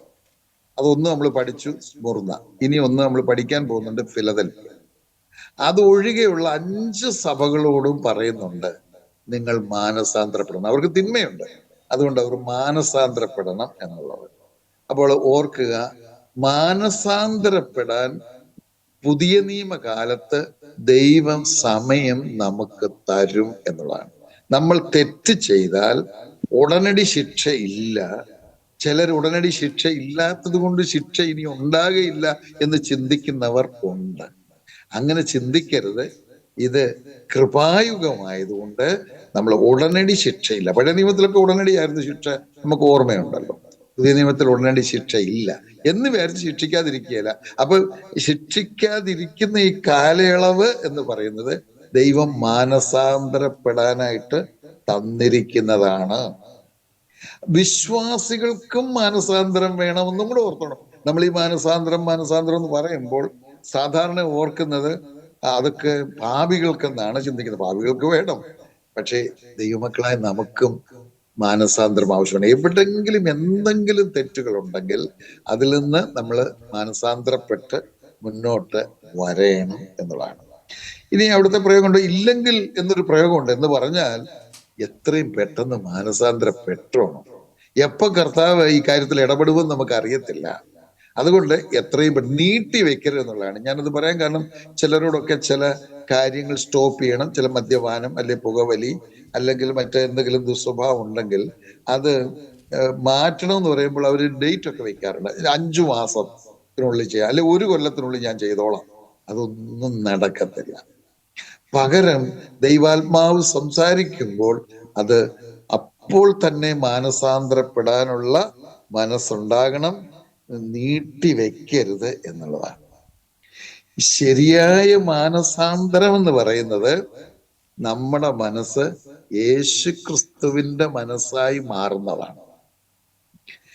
അത് അങ്ങനെ വാക്യമുണ്ടെന്ന് വായിക്കാം. 1 കൊരിന്ത്യർ 2:16 രക്ഷിക്കപ്പെട്ടവരൊക്കെ ക്രിസ്തുവിന്റെ മനസ്സുള്ളവർ എന്നവിടെ വായിക്കുക. ഒന്ന് വായിക്കാം. 1 കൊരിന്ത്യർ 2:16. കർത്താവിന്റെ മനസ്സറിഞ്ഞ് അവനെ ഗ്രഹിപ്പിക്കാവുന്നവൻ ആർ? നാമോ ക്രിസ്തുവിന്റെ മനസ്സുള്ളവരാകുന്നു. നാമോ ക്രിസ്തുവിന്റെ മനസ്സ് ഉള്ളവർ. വിശ്വാസികളുടെ മനസ്സ് ക്രിസ്തുവിന്റെ മനസ്സ് പോലുള്ള മനസ്സായിരിക്കണം. ഒന്നും അങ്ങനെയാണോ നമ്മുടെയൊക്കെ മനസ്സ്? ക്രിസ്തുവിന്റെ മനസ്സ് പോലെയാണോ? അപ്പോഴാണ് നമ്മുടെ കുറവ് നമ്മൾ മനസ്സിലാക്കുക. ഇല്ലെങ്കിൽ മാനസാന്തരപ്പെട്ടോണം. മാനസാന്തരപ്പെടാനുള്ള സമയമായി ഈ തന്നിരിക്കുന്നത്. ഇനി ചിലപ്പോൾ ഒരുപക്ഷെ ഇന്നായിരിക്കും ലാസ്റ്റ് ഡേറ്റ് കർത്താവ് വെച്ചിരിക്കുന്നത്, നമുക്കറിയത്തില്ല. ഇന്നായിരിക്കും കർത്താവ് മാനസാന്തരപ്പെടാൻ നമുക്ക് തന്നതിന്റെ ഏറ്റവും ഒടുവിലത്തെ ദിവസം. അല്ലെ ഇന്ന് രാത്രി, ഇപ്പൊ 11 മണിയാകുന്നു ഇവിടുത്തെ സമയം, 11 മണി കഴിയുന്നു. അപ്പോൾ 11:30 ആയിരിക്കും ഒരു പക്ഷേ വെച്ചിരിക്കുന്ന സമയം. അവിടെ അന്നേരം 10 മണിയാകുകയുള്ളല്ലോ. അപ്പൊ അതായിരിക്കും, അത് നമുക്കറിയത്തില്ല, കർത്താവിനെ അറിയത്തില്ല. അതുകൊണ്ട് നീട്ടി വെക്കരുത്. എന്തെങ്കിലും മാനസാന്തരം ആവശ്യമായ കാര്യങ്ങൾ നമ്മുടെ ജീവിതത്തിലുണ്ടെങ്കിൽ മാനസാന്തരപ്പെട്ടോണം. കാരണം ദൈവം നമ്മെക്കുറിച്ച് ആഗ്രഹിക്കുന്ന പുറം മാത്രം വൃത്തിയായിരിക്കുക എന്നുള്ളതല്ല, അകവും. നമ്മൾ 1-ാം അധ്യായം പഠിച്ചപ്പോൾ നമ്മൾ കണ്ടല്ലോ, നമ്മുടെ കർത്താവിന്റെ തലയും തലമുടിയും ഹിമം പോലെ വെണ്മ എന്നൊരു വാക്ക്. അതുപോലെ യെശയ്യാ പ്രവചനം 1:18 വായിക്കാതെ നമുക്ക് ഓർക്കാൻ കഴിയും. യെശയ്യാ പ്രവചനം 1:18 നിങ്ങളുടെ പാപം കടുചുവപ്പായിരുന്നാലും ഹിമം പോലെ വെണ്മയാക്കുമെന്ന്. ഹിമത്തിന്റെ പ്രത്യേകത അകവും പുറവും ഒരുപോലാന്നുള്ള. അപ്പം നമ്മുടെ അകം ശരിക്കും ശുദ്ധമായിരിക്കണം. നമ്മുടെ കർത്താവിന്റെ കണ്ണ് അഗ്നിജ്വാലയ്ക്കൊത്താണ്, അത് അകം കാണുന്ന കണ്ണാണ്. ഒന്നും അവിടെ ഉണ്ടാകാൻ പാടില്ല, ദുഷ്ടതയായി ദോഷമായിട്ടുണ്ടാകരുത്. അപ്പോ ഇതൊക്കെ ഇങ്ങനെയുള്ള ദൈവവചനം കേൾക്കുമ്പോഴാണ് നമ്മൾ നമ്മളെ തന്നെ ഒന്ന് ചിന്തിക്കണം. എവിടെങ്കിലും എന്തെങ്കിലും എനിക്ക് ഇനിയും മാനസാന്തരപ്പെടാനുണ്ടോ, എന്റെ ഭാഗത്ത് നീക്കിക്കളയേണ്ടതായിട്ടുണ്ടോ എന്ന് ചിന്തിക്കുകയും അത് മാനസാന്തരപ്പെടുകയും വേണം. ഇനി അവിടുത്തെ പറഞ്ഞിരിക്കുന്നത് ഇല്ലെങ്കിൽ, മാനസാന്തരപ്പെട്ടില്ലെങ്കിൽ, അല്ലാഞ്ഞാൽ ഞാൻ വേഗത്തിൽ വന്ന് എന്ന് പറയുമ്പോൾ കർത്താവിന്റെ മടങ്ങി വരവല്ലെന്ന് എല്ലാവർക്കും അറിയാമല്ലോ. മധ്യാകാശ വരവിനെ കുറിച്ചല്ല, കർത്താവ് വരുന്നത് വേഗം വരുമെന്നൊക്കെ കർത്താവ് പറഞ്ഞിട്ടുണ്ട്. വെളിപ്പാട് പുസ്തകം 22-ാം ഒടുവിലത്തെ അധ്യായത്തിൽ 3 പ്രാവശ്യം പറയുന്നുണ്ട് ഞാൻ വേഗം വരുമെന്ന്. പക്ഷെ ഇവിടെ പറഞ്ഞിരിക്കുന്ന ആ വരവിനെ കുറിച്ചല്ല. ഞാൻ വേഗം വരുമെന്ന് പറഞ്ഞത് നിങ്ങളെ സന്ദർശിക്കും, എത്രയും പെട്ടെന്ന് നിങ്ങളെ സന്ദർശിച്ച് ഈ വിഷയത്തിൽ ഇടപെടുമെന്നാണ് പറഞ്ഞിരിക്കുന്നത്. നിങ്ങൾ മാനസാന്തരപ്പെടുന്നില്ലെങ്കിൽ നിങ്ങളോട് ഇടപെടുമെന്ന് പറഞ്ഞാൽ ശിക്ഷിക്കുമെന്ന് തന്നെയാണ് അർത്ഥം. ദൈവത്തിന്റെ ശിക്ഷയിൽ ലഘുവായ ശിക്ഷയുണ്ട്, അതോടൊപ്പം കൊന്നുകളയുന്ന ശിക്ഷയും ഉണ്ട് എന്ന് നമ്മൾ തിരുവെഴുത്ത് പഠിക്കുമ്പോൾ മനസ്സിലാക്കണം. തിരുവെഴുത്തിന്റെ പല ഭാഗത്തുണ്ടത്, ഞാനത് എടുത്തു പറയുന്നില്ല, നമുക്ക് ഓർക്കാൻ കഴിയും. അപ്പോൾ നമ്മള് കർത്താവ് ശിക്ഷിക്കുമെന്ന് പറഞ്ഞാൽ ബാലശിക്ഷയുണ്ട്, പിന്നെ നമ്മളെ ഭൂമിയിൽ നിന്ന് മാറ്റിക്കളയുന്ന ശിക്ഷയും ഉണ്ട്. നമ്മൾ പിന്നെയും മാനസാന്തരപ്പെടുന്നില്ലെങ്കിൽ അങ്ങനെയും ചെയ്യും. അതുകൊണ്ട് വളരെ ഗൗരവത്തോടെ കാണുകയും നമ്മൾ മാനസാന്തരപ്പെടുകയും ചെയ്യണം എന്നുള്ളതാണ് അവിടെ നിന്ന് മനസ്സിലാക്കുന്നത്. എങ്ങനെയാണ് നമ്മളോട് ഇടപെടുന്നതെന്നും അവിടെ പറഞ്ഞിട്ടുണ്ട്, അത് ശ്രദ്ധിക്കുന്ന നല്ലതാ. എൻ്റെ വായിലെ വാളുകൊണ്ട് പോരാടും, വചനം കൊണ്ട് പോരാടും. അപ്പൊ വചനത്തിലൂടെയാണ് നമ്മളോട് സംസാരിക്കുക, ബുദ്ധിയുപദേശം തരിക, മാനസാന്തരപ്പെടണമെന്ന് ബുദ്ധിയുപദേശം തരിക വചനത്തിലൂടെ. വചനാനുസരണം തന്നെയാണ് നമുക്ക് തരാൻ പോകുന്ന ശിക്ഷയും. ഒന്ന് രണ്ട് വാക്യം വേഗം വായിക്കുന്നത് നല്ലതായിരിക്കും. റോമാലേഖനം 2-ാം അധ്യായം ഒന്ന് എടുത്താൽ, റോമാലേഖനം 2-ാം അധ്യായം എങ്ങനെയാണ് നമ്മളെ ശിക്ഷിക്കാൻ പോകുന്നതെന്ന് റോമാലേഖനം 2-ാം അധ്യായത്തിലുണ്ട്. 2:2 വായിച്ചേ. എന്നാൽ ആ വക പ്രവർത്തിക്കുന്നവരുടെ നേരെ ദൈവത്തിന്റെ വിധി സത്യാനുസരണയായിരിക്കുന്നുവെന്ന് നാം അറിയുന്നു. ദൈവത്തിന്റെ വിധി സത്യാനുസരണം. സത്യം എന്ന് പറഞ്ഞാൽ വചനമാണ്. നിന്റെ വചനം സത്യമാകുന്നു. അപ്പൊ വചനാനുസരണമാണ് ന്യായം വിധിക്കുന്നത്. അടുത്തത് 5-ാം വാക്യം. എന്നാൽ നിന്റെ കാഠിന്യത്താലും അനുതാപമില്ലാത്ത ഹൃദയത്താലും നീ ദൈവത്തിന്റെ നീതിയുള്ള വിധി വെളിപ്പെടുന്ന കോപ ദിവസത്തേക്ക് നിനക്ക് തന്നെ കോപം ചരതിച്ചു വെക്കുന്നു. അതെ, ദൈവത്തിന്റെ വിധി നീതിയുള്ള വിധിയാണ്. അത് വചനാനുസരണം എന്നാണ് അതിന്റെ അർത്ഥം. ഇനി 16-ാം വാക്യം നോക്കി, അത് ആവർത്തിക്കുകയാണ്, വേറെ വേറെ പദം ഉപയോഗിച്ചിരിക്കുന്നേ ഉള്ളൂ. ദൈവം യേശുക്രിസ്തു മുഖാന്തരം മനുഷ്യരുടെ രഹസ്യങ്ങളെ എൻ്റെ സുവിശേഷപ്രകാരം ന്യായം വിധിക്കുന്ന നാളിൽ തന്നെ. അവിടെ സുവിശേഷം എന്ന് പറഞ്ഞിരിക്കുന്നത് വചനം എന്നുള്ള അർത്ഥത്തിലാണ്. സുവിശേഷം, നല്ല വാർത്ത, അത് വചനമാണ്. ദൈവത്തിന്റെ വചനമാണ് നല്ല വാർത്ത. സുവിശേഷം നമ്മള് മറ്റൊരാളുടെ രക്ഷയ്ക്കായി പറയുന്നത് സുവിശേഷമാണ്. പക്ഷെ വചനത്തിന് മറ്റൊരു പേരുണ്ട് അങ്ങനെ, സുവിശേഷം. അപ്പൊ വചനം കൊണ്ടാണ് പോരാടുന്നത്, വചനം കൊണ്ട് പോരാടും. അപ്പൊ കർത്താവ് പോരാടുക എന്ന് പറഞ്ഞാൽ യുദ്ധം ചെയ്യുക എന്നാണ് അർത്ഥം. അപ്പൊ നമ്മളോട് കർത്താവ് യുദ്ധം ചെയ്യുമെന്നാണ്. പിടിച്ചു വയ്ക്കാൻ പറ്റുമോ നമുക്ക്? കർത്താവ്, നമ്മള് വെളിപ്പാട് പുസ്തകം 6-ാം അധ്യായത്തിൽ ഒരു വാക്കുണ്ട്, കുഞ്ഞാടിന്റെ കോപം വന്നുവല്ലോ, ആർക്ക് നിൽപ്പാൻ കഴിയും? 6-12 മുതലുള്ള വാക്യങ്ങൾ അങ്ങോട്ട് വായിക്കുമ്പോൾ കാണാൻ കഴിയും. പിന്നെ നമ്മള് 21-ാം അധ്യായത്തിലേക്കൊക്കെ വരുമ്പോൾ, 19, 21 വരുമ്പോൾ നമ്മൾ കാണുന്ന ഒരു കാര്യമാണ്, 20, 21 അധ്യായങ്ങളൊക്കെ വരുമ്പോൾ നമ്മൾ കാണുന്ന ഒരു കാര്യമുണ്ട്, ഹർമഗദോൻ യുദ്ധം. അതിൽ ഒരു സൈഡിൽ കർത്താവ് മാത്രമാണ്, മറു സൈഡിൽ ലോകത്തിലെ സകല യഹൂദന്മാർ ഒഴികെയുള്ള സകല രാഷ്ട്രങ്ങളോ, പക്ഷെ മുഴുവൻ തോറ്റ് തൊപ്പിയിടുന്നതായിട്ട് ആണ് കാണുന്നത്. തന്നെയല്ല, ഒന്നൊടുക്കപ്പെടുകയാണ്, തമ്മിൽ വെട്ടി ചാകും. ഒരു സൈഡിൽ കർത്താവ് മാത്രമേ ഉള്ളൂ. ഓർക്കണം, കർത്താവാണ് മറു സൈഡിൽ നമ്മളോട് യുദ്ധത്തിന് പോരാടാനായിട്ട് വരുന്നത്. അത് ഭയങ്കര ഗുരുതരമായിരിക്കും, പിടിച്ചു നിൽക്കാൻ പറ്റുകയില്ല. നമ്മള് മാനസാന്തരപ്പെട്ടോണം. ഒടുവിലത്തെ ഭാഗത്തേക്ക് നമുക്ക് വേഗം വരാം. പാരിതോഷികം എന്താന്ന് നോക്കാം. 17-ാം വാക്യം. ആത്മാവ് സഭകളോട് പറയുന്നത് എന്തെന്ന് ചെവിയുള്ളവൻ കേൾക്കട്ടെ. ജയിക്കുന്നവന് ഞാൻ മറഞ്ഞിരിക്കുന്ന മന്ന കൊടുക്കും. ഞാൻ അവന് വെള്ളക്കല്ലും ലഭിക്കുന്നവനല്ലാതെ ആരും അറിയാത്തതും ആ കല്ലിന്മേൽ എഴുതിയിരിക്കുന്നതുമായ പുതിയ പേരും കൊടുക്കും. 3 കാര്യങ്ങളാണ് പാരിതോഷികമായിട്ട് പറഞ്ഞിരിക്കുന്നത്. 1 മറഞ്ഞിരിക്കുന്ന മന്ന, 2 വെള്ളക്കല്ല്, 3 പുതിയ പേര്. ഇത്രയും പാരിതോഷികം വാഗ്ദാനം ചെയ്തിരിക്കുകയാണ്. എന്താന്ന് ഓരോന്നും നോക്കാം. മന്ന, മറഞ്ഞിരിക്കുന്ന മന്ന എന്ന് പറയുന്നത് വചനത്തെ ഉദ്ദേശിച്ചാണ് ഇവിടെ പറഞ്ഞിരിക്കുന്നത്, ദൈവവചനം. എന്താ? അപ്പം ജയിക്കുന്നവന്, രക്ഷിക്കപ്പെടുന്നവന് മറഞ്ഞിരിക്കുന്ന മന്ന കൊടുക്കും എന്ന് പറഞ്ഞാൽ എൻ്റെ അർത്ഥം എന്താ? നമ്മൾ മനസ്സിലാക്കേണ്ട ഒരു കാര്യമുണ്ട്. ഈ ദൈവവചനം എന്ന് പറയുന്നത് ഓരോ വാക്യത്തിലും എന്തുമാത്രം ആശയം ഉണ്ടെന്ന് നമുക്ക് പറയാൻ പറ്റില്ല. 1, 2, 3, 1000, 10,000, ലക്ഷമോ ഒന്നുമല്ല, അതിലൊക്കെ അപ്പുറം. യഹോവ എൻ്റെ ഇടയനാകുന്നു എന്നുള്ള വാക്യത്തിൽ 10,000-കണക്കിന് ആശയങ്ങളുണ്ട്. അതത് സമയത്ത് ദൈവത്തിന്റെ ദാസന്മാർ നമുക്കത് എടുത്ത് വിശദീകരിച്ച് തരിക ചെയ്യുന്നത്. ദൈവത്തിന്റെ ദാസന്മാര് ധ്യാനിക്കുമ്പോൾ ദൈവം അപ്പോൾ പറയേണ്ടത് കൊടുക്കുകയും അത് വിശദീകരിക്കുകയും ചെയ്തു. മുമ്പ് ആരും പറയാത്തതായിരിക്കും. അങ്ങനെ ഇനിയും ഇഷ്ടം പോലെ അതിനകത്തുണ്ട് ആശയങ്ങൾ. അപ്പം ഒരുപാട് ആശയങ്ങൾ, അതാ മറഞ്ഞിരിക്കുന്ന മന്ന, ദൈവവചനത്തിൽ ദൈവത്തിന്റെ പരിശുദ്ധാത്മാവ് ഉള്ളടക്കം ചെയ്തിരിക്കുന്ന വചനം. അത് രക്ഷിക്കപ്പെടുന്നവർക്കുള്ളതാ. രക്ഷിക്കപ്പെടാത്ത ഡോക്ടറേറ്റ് 10 എടുത്തോ വായിച്ചാൽ ഇതൊന്നും മനസ്സിലാകത്തില്ല ബൈബിള്. അതാണ് ബൈബിളിന്റെ പ്രത്യേകത. എന്നാൽ എഴുത്തും വായന അറിയാത്ത ഒരാൾ പോലും അടുത്തിരുന്ന ഒരാൾ വായിച്ച് കേൾപ്പിച്ചാൽ അതിലെ ആലോചന മനസ്സിലാകുകയും ചെയ്യും. അതാണ് അവിടെ പറഞ്ഞിരിക്കുന്നത്, രക്ഷിക്കപ്പെടുന്നവർ. കാരണം അത് പരിശുദ്ധാത്മാവിന്റെ പ്രവർത്തനമാണ്. നമ്മൾ രക്ഷിക്കപ്പെടുമ്പോൾ പരിശുദ്ധാത്മാവിനെ നമുക്ക് തരുന്നതിന്റെ പിൻപിൽ ഉള്ള ഉദ്ദേശം ദൈവത്തിന്റെ വചനം മനസ്സിലാക്കുക എന്നുകൂടിയാണ്. അനേക ഉദ്ദേശമുണ്ട്. അതിൽ ഒന്ന്, ദൈവത്തിന്റെ വചനം രേഖപ്പെടുത്തിയ പരിശുദ്ധാത്മാവ് തന്നെ നമ്മുടെ ഹൃദയത്തിൽ വാക്യങ്ങൾ ഇതിനുണ്ട്. നിങ്ങൾ പിന്നെ സമയമുള്ളപ്പോൾ വായിച്ചാട്ട് മുമ്പ് ഞാൻ പറഞ്ഞിട്ടുണ്ടെന്നാണ് എനിക്ക് തോന്നുന്നത്. 1 കൊരിന്ത്യർ 2-ാം അധ്യായം 9 മുതൽ 13 വരെയുള്ള വാക്യങ്ങൾ വായിക്കാമെങ്കിൽ ആ ഭാഗത്തുണ്ട്. നമ്മള് ദൈവസന്നിധിയിൽ ഇരുന്നാൽ ദൈവത്തിന്റെ പരിശുദ്ധാത്മാവ് ദൈവവചനത്തിന്റെ മറഞ്ഞിരിക്കുന്ന സത്യങ്ങൾ വെളിപ്പെടുത്തി നമുക്ക് തരും, പ്രാർത്ഥനയോടെ ഇരുന്നാൽ. അതാണ് ഒന്ന്, ദൈവവചന സത്യങ്ങൾ ദൈവം നമുക്ക് വെളിപ്പെടുത്തി തരും. അത് രക്ഷിക്കപ്പെടുന്നവർക്കേ ഉള്ളൂ, രക്ഷിക്കപ്പെടാത്തവർക്കൊന്നും മനസ്സിലാവത്തില്ല. കഥ വായിക്കുന്ന പോലെ വായിക്കാവുന്നേ. രണ്ടാമത്തേത് വെള്ളക്കല്ല് എന്നുള്ളതാണ്. ഇംഗ്ലീഷിൽ വായിച്ചാൽ വൈറ്റ് പ്രഷ്യസ് സ്റ്റോൺ എന്നാ. അതിലൂടെ നമുക്കറിയാം രക്ഷിക്കപ്പെടുന്നവർ വൈറ്റ് ആക്കും, അവരെ വിശുദ്ധീകരിക്കും, വൈറ്റ് എന്ന് ഉദ്ദേശിക്കുന്നത്. പിന്നെ രണ്ടവർ പ്രഷ്യസ് ആയി മാറുകയാണ്. രക്ഷിക്കപ്പെടുന്നവര്, അതിന്റെ വാക്യങ്ങളൊക്കെ ഉണ്ട്, യേശുക്രിസ്തുവിന് എന്ത് വിലയുണ്ടോ അത്രയും വിലയുള്ളവരായിട്ട് മാറും ഒരാൾ രക്ഷിക്കപ്പെട്ട് കഴിയുമ്പോൾ. അത് എഴുതിയിരിക്കുന്നത്, പിന്നെ നിങ്ങൾ വായിച്ചു പഠിക്കാൻ ശ്രമിക്കുക. 1 പത്രോസ് 2-ാം അധ്യായം 4 മുതൽ 7 വരെയുള്ള വാക്യങ്ങൾ വായിച്ചു പഠിച്ചാൽ മതി. അവിടെ അത് എഴുതിയിട്ടുണ്ട്. ഒരു വ്യക്തി രക്ഷിക്കപ്പെട്ട് കഴിയുമ്പോൾ യേശുക്രിസ്തുവിന് ദൈവസന്നിധിയിൽ എന്ത് വാല്യൂ ഉണ്ടോ അത്രയും വിലയുള്ളവരായി നമ്മൾ മാറുകയാണ്. അതാണ് പ്രഷ്യസ് സ്റ്റോൺ എന്ന് പറഞ്ഞിരിക്കുന്നത്. അത് പ്രഷ്യസ് സ്റ്റോൺ ആണല്ലോ. കർത്താവ് നമുക്കറിയാം, കർത്താവ് സ്റ്റോൺ ആണ്. അതും ഞാൻ ഈ പറഞ്ഞ വേദഭാഗത്തുണ്ട് കേട്ടോ. 1 പത്രോസ് 2-ാം അധ്യായത്തില് എൻ്റെ ആദ്യ ഭാഗത്ത് തന്നെ കർത്താവ് സ്റ്റോൺ ആണെന്ന് പറയുന്നുണ്ട്. അപ്പൊ ആ കല്ലിനോട് ചേർന്ന് നിൽക്കാൻ നമുക്ക് യോഗ്യത ഉണ്ടാകും. കർത്താവ് പ്രഷ്യസ് സ്റ്റോൺ ആണ്. നമ്മളെ പ്രഷ്യസ് സ്റ്റോൺ ആക്കി കഴിയുമ്പോൾ കർത്താവിനോട് ചേർന്ന് നിൽക്കാനുള്ള യോഗ്യത നമുക്ക് ലഭിക്കുന്നു. ഇതാണ് ആ വൈറ്റ് പ്രഷ്യസ് സ്റ്റോണിലൂടെ ഉദ്ദേശിക്കുന്നത്.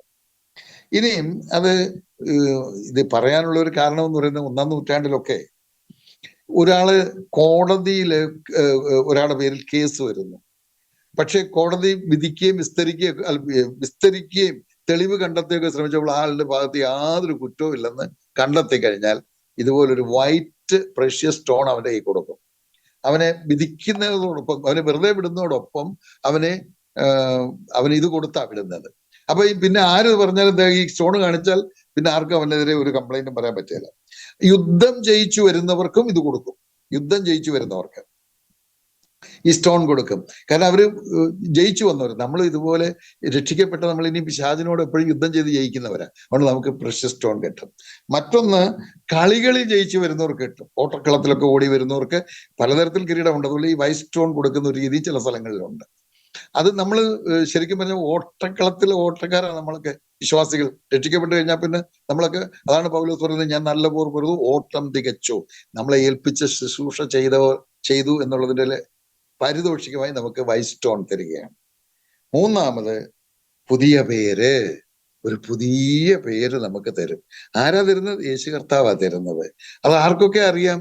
തന്ന ആളിനറിയാം, പിന്നെ നമുക്കും അറിയാം. അത് ഇന്റിമസിയെ കാണിക്കും. നമ്മളൊക്കെ ദൈവ മക്കളെന്നുള്ള വലിയ പേരാ നമുക്കിപ്പോ ലഭിക്കുന്നത്. അത് നമ്മളും കർത്താവുമായിട്ടുള്ള ദൈവവുമായിട്ടുള്ള ബന്ധം, അല്ലെങ്കിൽ ബന്ധത്തെ കാണിക്കുന്നതാണ്. ഇതാണ് നമ്മുടെ ഇന്നത്തെ പെർഗമോ സഭയ്ക്കുള്ള ദൂത്. ദൈവകൃപയാൽ അത് പറഞ്ഞു തീർക്കാൻ കർത്താവ് നമ്മെ സഹായിച്ചു. എല്ലാവർക്കും സ്നേഹവന്ദനം അറിയിച്ചുകൊണ്ട് ഞാൻ പറഞ്ഞൊന്നും ആവർത്തിക്കാനായിട്ട് പോകുന്നില്ല. 2 കാരണങ്ങളാലാണ്. പ്രധാനമായ കാരണം ഞാൻ നേരത്തെ പറഞ്ഞത്, എൻ്റെ ഈ ഫോൺ ഇനി 10% ഉള്ളൂ. അതുകൊണ്ട് ഇനി നീട്ടിക്കൊണ്ട് പോകാനും നിവർത്തിയിൽ ആവശ്യമില്ലല്ലോ. കർത്താവ് നമ്മെ സഹായിക്കട്ടെ. എല്ലാവർക്കും സ്നേഹവന്ദനം. സംശയം എന്തെങ്കിലും ഉണ്ടെങ്കിൽ പെട്ടെന്ന് ചോദിച്ചാൽ നല്ലതായിരിക്കും. ഇല്ലെങ്കിൽ എനിക്ക് വാട്സപ്പിൽ തന്ന അടുത്ത ആഴ്ച അത് പറഞ്ഞിട്ട് നമുക്ക് അടുത്ത പാഠത്തിലേക്ക് പ്രവേശിക്കാം. ദൈവം നമ്മെ സഹായിക്കട്ടെ. ലോർഡ് ഹല്ലേലൂയ. സ്തോത്രം, സ്തോത്രം. ആർക്കും സംശയങ്ങളൊന്നും ഇന്ന് ഇല്ല എന്ന് വിശ്വസിക്കുന്നുണ്ടെങ്കിൽ അറിയിച്ചാൽ മതി. അടുത്ത ആഴ്ചയിൽ അതിനുള്ള മറുപടി നമുക്ക് ലഭിക്കുന്നതായിരിക്കും. ഇന്ന് രാത്രിയിൽ അനുഗ്രഹമായ നിലയിൽ കർത്താവിന്റെ വചനത്തിൽ നിന്ന് ഇന്ന് രാത്രി നമുക്ക് പെർഗമോസ് സഭയ്ക്കുള്ള ദൂത് ഇന്ന് രാത്രി കേൾപ്പാൻ തക്കവണ്ണം ഇടയായി തീർന്നല്ലോ. ആ ദൈവത്തിന്റെ വലിയ കൃപയെ ഓർത്ത് ദൈവത്തിന് സ്തോത്രം ചെയ്യുന്നു. കർത്താവിന്റെ ദാസനെ കർത്താവ് ബലപ്പെടുത്തിയതിനായി ദൈവത്തിന് സ്തോത്രം ചെയ്യുന്നു. കർത്താവ് ഇനിയും ധാരാളമായി അനുഗ്രഹിക്കുമാറാകട്ടെ. അനേകർക്ക് ക്ലാസ്സുകൾ എടുത്തു കൊടുക്കുവാൻ തക്കവണ്ണം കർത്താവിന്റെ ദാസനെ കർത്താവ് കഴിഞ്ഞ നാളുകളിൽ ഉപയോഗിച്ചുകൊണ്ടിരിക്കുന്നു. പലവിധമായ മാധ്യമങ്ങളിൽ കൂടിയും കർത്താവിന്റെ വചനം അനേകരിൽ എത്തിച്ചേരുന്നുണ്ട്. അതോർത്ത് ദൈവത്തിന് സ്തോത്രം ചെയ്യുന്നു. ഈ ക്ലാസ്സുകളും ഇതിനു ശേഷവും അനേകര് കാണുന്നുണ്ടല്ലോ. അവരെല്ലാവരെയും ഓർത്ത് ദൈവത്തിന് സ്തോത്രം ചെയ്യുന്നു. എല്ലാവരെയും കർത്താവ് അനുഗ്രഹിക്കട്ടെ. ഈ വചനം പത്യവചനമാണ്, ഇത് സത്യവചനമാണ്, ഇത് മാത്രം സത്യവചനമാണ്. അതെല്ലാവർക്കും, ഇത് കേൾക്കുന്നവർക്ക് അതൊരു അനുഗ്രഹമായി തീരട്ടെ എന്ന് ആത്മാർത്ഥമായി പ്രാർത്ഥിക്കുന്നു. എല്ലാവരെയും ഒരിക്കൽ കൂടെ വന്ദനം ചെയ്യുന്നു. കർത്താവ് ധാരാളമായി കർത്താവിന്റെ ദാസന്റെ അനുഗ്രഹിക്കുമാറാകട്ടെ. തുടർന്ന് ഇപ്പോൾ രാജാ പാസ്റ്റർ ഇപ്പോൾ പ്രാർത്ഥിച്ച് നമ്മുടെ മീറ്റിംഗ് അവസാനിപ്പിക്കുന്നതായിരിക്കും. പാസ്റ്റർ രാജ. നല്ലവനും വിശ്വസ്തനുമായ ദൈവമേ, സ്വർഗരാജാവേ, മനോഹരമായ നല്ല രാത്രികാലത്തിനായി സ്തോത്രം ചെയ്യുന്നു. ഇന്ന് രാത്രികാലം വീണ്ടും ദിവസത്തിലേക്ക് കടന്നു വരുവാൻ കർത്താവെ അങ്ങ് ഞങ്ങളോട് കാണിച്ച നല്ല കൃപകൾക്കായി സ്തോത്രം ചെയ്യുന്നു. ഇന്ന് രാത്രികാലം ദൈവത്തിന്റെ വചനവുമായി കർത്താവിന്റെ അഭിഷേകനെ ദൈവം കരങ്ങളെടുത്ത് ഉപയോഗിച്ചു. വെളിപ്പാട് പുസ്തകത്തിലുള്ള കാര്യങ്ങൾ പഠിക്കുവാൻ ദൈവം ഞങ്ങളെ സഹായിക്കുന്ന വലിയ കൃപകൾക്കായി സ്തോത്രം ചെയ്യുന്നു. അത് പഠിച്ചുകൊണ്ടിരിക്കുന്ന എല്ലാ പ്രിയപ്പെട്ടവർക്കായി സ്തോത്രം ചെയ്യുന്നു. ഞങ്ങളുടെ ജീവിതത്തിലും അനുഗ്രഹത്തിന് കാരണമാക്കി മാറ്റണമേ. ഈ അന്ത്യകാലത്തിൽ സംഭവിക്കുന്ന കാര്യങ്ങളും നിത്യതയെക്കുറിച്ചുള്ള വലിയ ആ ദർശനവും കണ്ട് ഹല്ലേലൂയ കർത്താവിന് വേണ്ടി വീണ്ടും അടുത്ത് ജീവിക്കാൻ ഞങ്ങളെ സഹായിക്കുമാറാണെന്ന് പ്രാർത്ഥിക്കുന്നു. ഞങ്ങളുടെ ജീവിതത്തിലെല്ലാം വലിയ മാനസാന്തരവും മാറ്റവും ഉണ്ടാവാൻ പിതാവെ അങ്ങ് സഹായിക്കുമാറാണെന്ന് പ്രാർത്ഥിക്കുന്നു. വചനം ഞങ്ങളുടെ ജീവിതത്തിൽ ക്രിയ ചെയ്യുന്നതിനായി സ്തോത്രം ചെയ്യുന്നു. അത് ഏറ്റെടുത്ത് ഞങ്ങളെ തന്നെ ശോധന ചെയ്ത് മുന്നോട്ട് ജീവിക്കാൻ കർത്താവ് സഹായിക്കണം. ഞങ്ങൾ മുഖാന്തരം മറ്റുള്ളവർക്ക് അനുഗ്രഹത്തിനും വിടുതലിനും കാരണമാക്കി മാറ്റുമാറാണെന്ന് പ്രാർത്ഥിക്കുന്നു. കർത്താവെ, ഇന്ന് രാത്രികാലം കർത്താവിന്റെ ദാസനെ കരങ്ങളെടുത്ത് ഉപയോഗിച്ചതിനായി സ്തോത്രം. ദൈവത്തിന്റെ വചനത്തിന്റെ ആത്മീയ മർമ്മങ്ങളെ വെളിപ്പെടുത്തി തന്നതിനായി സ്തോത്രം ചെയ്യുന്ന കർത്താവെ, അത് ഞങ്ങൾക്ക് വീണ്ടും ജീവിതത്തിന് എല്ലാ മണ്ഡലങ്ങളിലും അനുഗ്രഹത്തിന് കാരണമായി തീരുവാൻ പിതാവ് സഹായിക്കണം. ഈ ദൈവവചന പഠനം ദൈവസഭയ്ക്ക്, ദേശത്തിന്, കുടുംബങ്ങൾക്ക്, തലമുറകൾക്ക് അനുഗ്രഹമായി തീരുവാൻ കർത്താവ് അങ്ങ് സഹായിക്കുമാറാണെന്ന് പ്രാർത്ഥിക്കുന്നു. അനേകരെ സുവിശേഷത്തിലേക്ക്, നല്ല സുവിശേഷം പറയുവാനും സുവിശേഷത്തിലേക്ക് കർത്താവെ കൊണ്ടുവരുവാനുള്ള കൃപ ഞങ്ങളുടെ മേൽ പകരുമാറാണെന്ന് ദൈവത്തിന്റെ പരിശുദ്ധാത്മാവിന്റെ സാന്നിധ്യം എല്ലാവരും അനുഭവിക്കുവാൻ കൃപ ചെയ്യുന്നതിനായി സ്തോത്രം. ഇന്ന് രാത്രികാലം അനുഗ്രഹിക്കപ്പെട്ട ദൈവിക ക്ലാസ്സിന് മുമ്പ് ഞങ്ങളെ തന്നെ സമ്പൂർണ്ണമായ അത് വ്യാഖ്യാനിക്കുവാൻ, പഠിപ്പിക്കുവാൻ അങ്ങയുടെ അഭിഷക്തനെ ബലപ്പെടുത്തുന്നതിനായി സ്തോത്രം. അതെല്ലാവർക്കും അനുഗ്രഹത്തിന് കാരണമാക്കി തീർക്കുന്നതിനായി സ്തോത്രം ചെയ്യുന്നു. പിന്നെ ഞങ്ങൾ ഞങ്ങളുടെ സാന്നിധ്യം കൊണ്ട് നിറയ്ക്കുമാറാണെന്ന് അടുത്ത ആഴ്ചകൾ കാണുവോളം ഇമാനിലെ ചിറകളിൽ ഞങ്ങളെ സൂക്ഷിക്കുകയും പരിപാലിക്കുകയും ചെയ്യുമാണെന്ന് പ്രാർത്ഥിക്കും. വീണ്ടും അങ്ങയുടെ കരങ്ങളിലേക്ക് ഞങ്ങളെ തന്നെ സമ്പൂർണ്ണമായി സമർപ്പിക്കുന്നു. സ്വർഗ്ഗത്തിൽ ഞങ്ങളുടെ പ്രാർത്ഥനയെ ഞങ്ങളുടെ സ്തോത്രം യേശുക്രിസ്തുവിന്റെ വലിയ നാമത്തിൽ തന്നെ ആമേൻ. കർത്താവ് നമ്മുടെ പ്രാർത്ഥന കേട്ടിരിക്കാൻ നമ്മുടെ കരങ്ങളെ ഉയർത്തിയ ദൈവത്തിന് സ്തോത്രം ചെയ്യാം. സ്തോത്രം, സ്തോത്രം, സ്തോത്രം, സ്തോത്രം, സ്തോത്രം, സ്തോത്രം. പിതാവായ ദൈവത്തിന്റെ സ്നേഹവും കർത്താവായ യേശുക്രിസ്തുവിന്റെ കൃപയും ആശ്വസിപ്പിച്ച് നമ്മെ വഴി നടത്തുന്ന പരിശുദ്ധാത്മാവിന്റെ സംസർഗവും സഹവാസവും കൂട്ടായ്മയും കാവലും സൂക്ഷിപ്പും ഇന്ന് രാത്രി കേട്ട വചനത്തോടു കൂടെയും ഭൂലോകത്തിലുള്ള എല്ലാ വിശുദ്ധന്മാരോട് കൂടെയും ഇപ്പോഴും എപ്പോഴും എന്നേക്കും കർത്താവിന് രണ്ടാമത്തെ വരവരെ ഉണ്ടായിരിക്കുമാറാകട്ടെ. ആമേൻ. അർക്കപ്പെട്ട കുഞ്ഞാടിന്റെ മഹത്വം. ആമേൻ, ആമേൻ, ആമേൻ, ആമേൻ. ഹല്ലേലൂയ. കർത്താവ് ധാരാളമായി സഹായിക്കുമാറാകട്ടെ. എല്ലാവർക്കും വന്ദനം. കർത്താവിന്റെ നാമം മാത്രം വാഴ്ത്തപ്പെടുമാറാകട്ടെ. തുടർന്നും അടുത്ത ആഴ്ചയിൽ വീണ്ടും നമുക്ക് കണ്ടുമുട്ടാം. അതുവരെ കർത്താവ് എല്ലാവരെയും ആയിരിക്കുന്നിടത്ത് സൂക്ഷിക്കുമാറാകട്ടെ. ആമേൻ. Praise the Lord. മാറാനാഥ. കർത്താവിന്റെ നാമം വാഴ്ത്തപ്പെടുമാറാകട്ടെ. Praise the Lord. ആമേൻ. Praise Lord. Praise the Lord. Praise the Lord അച്ഛാ. കർത്താവ് സഹായിക്കട്ടെ. Praise Lord. God bless you. Thank U.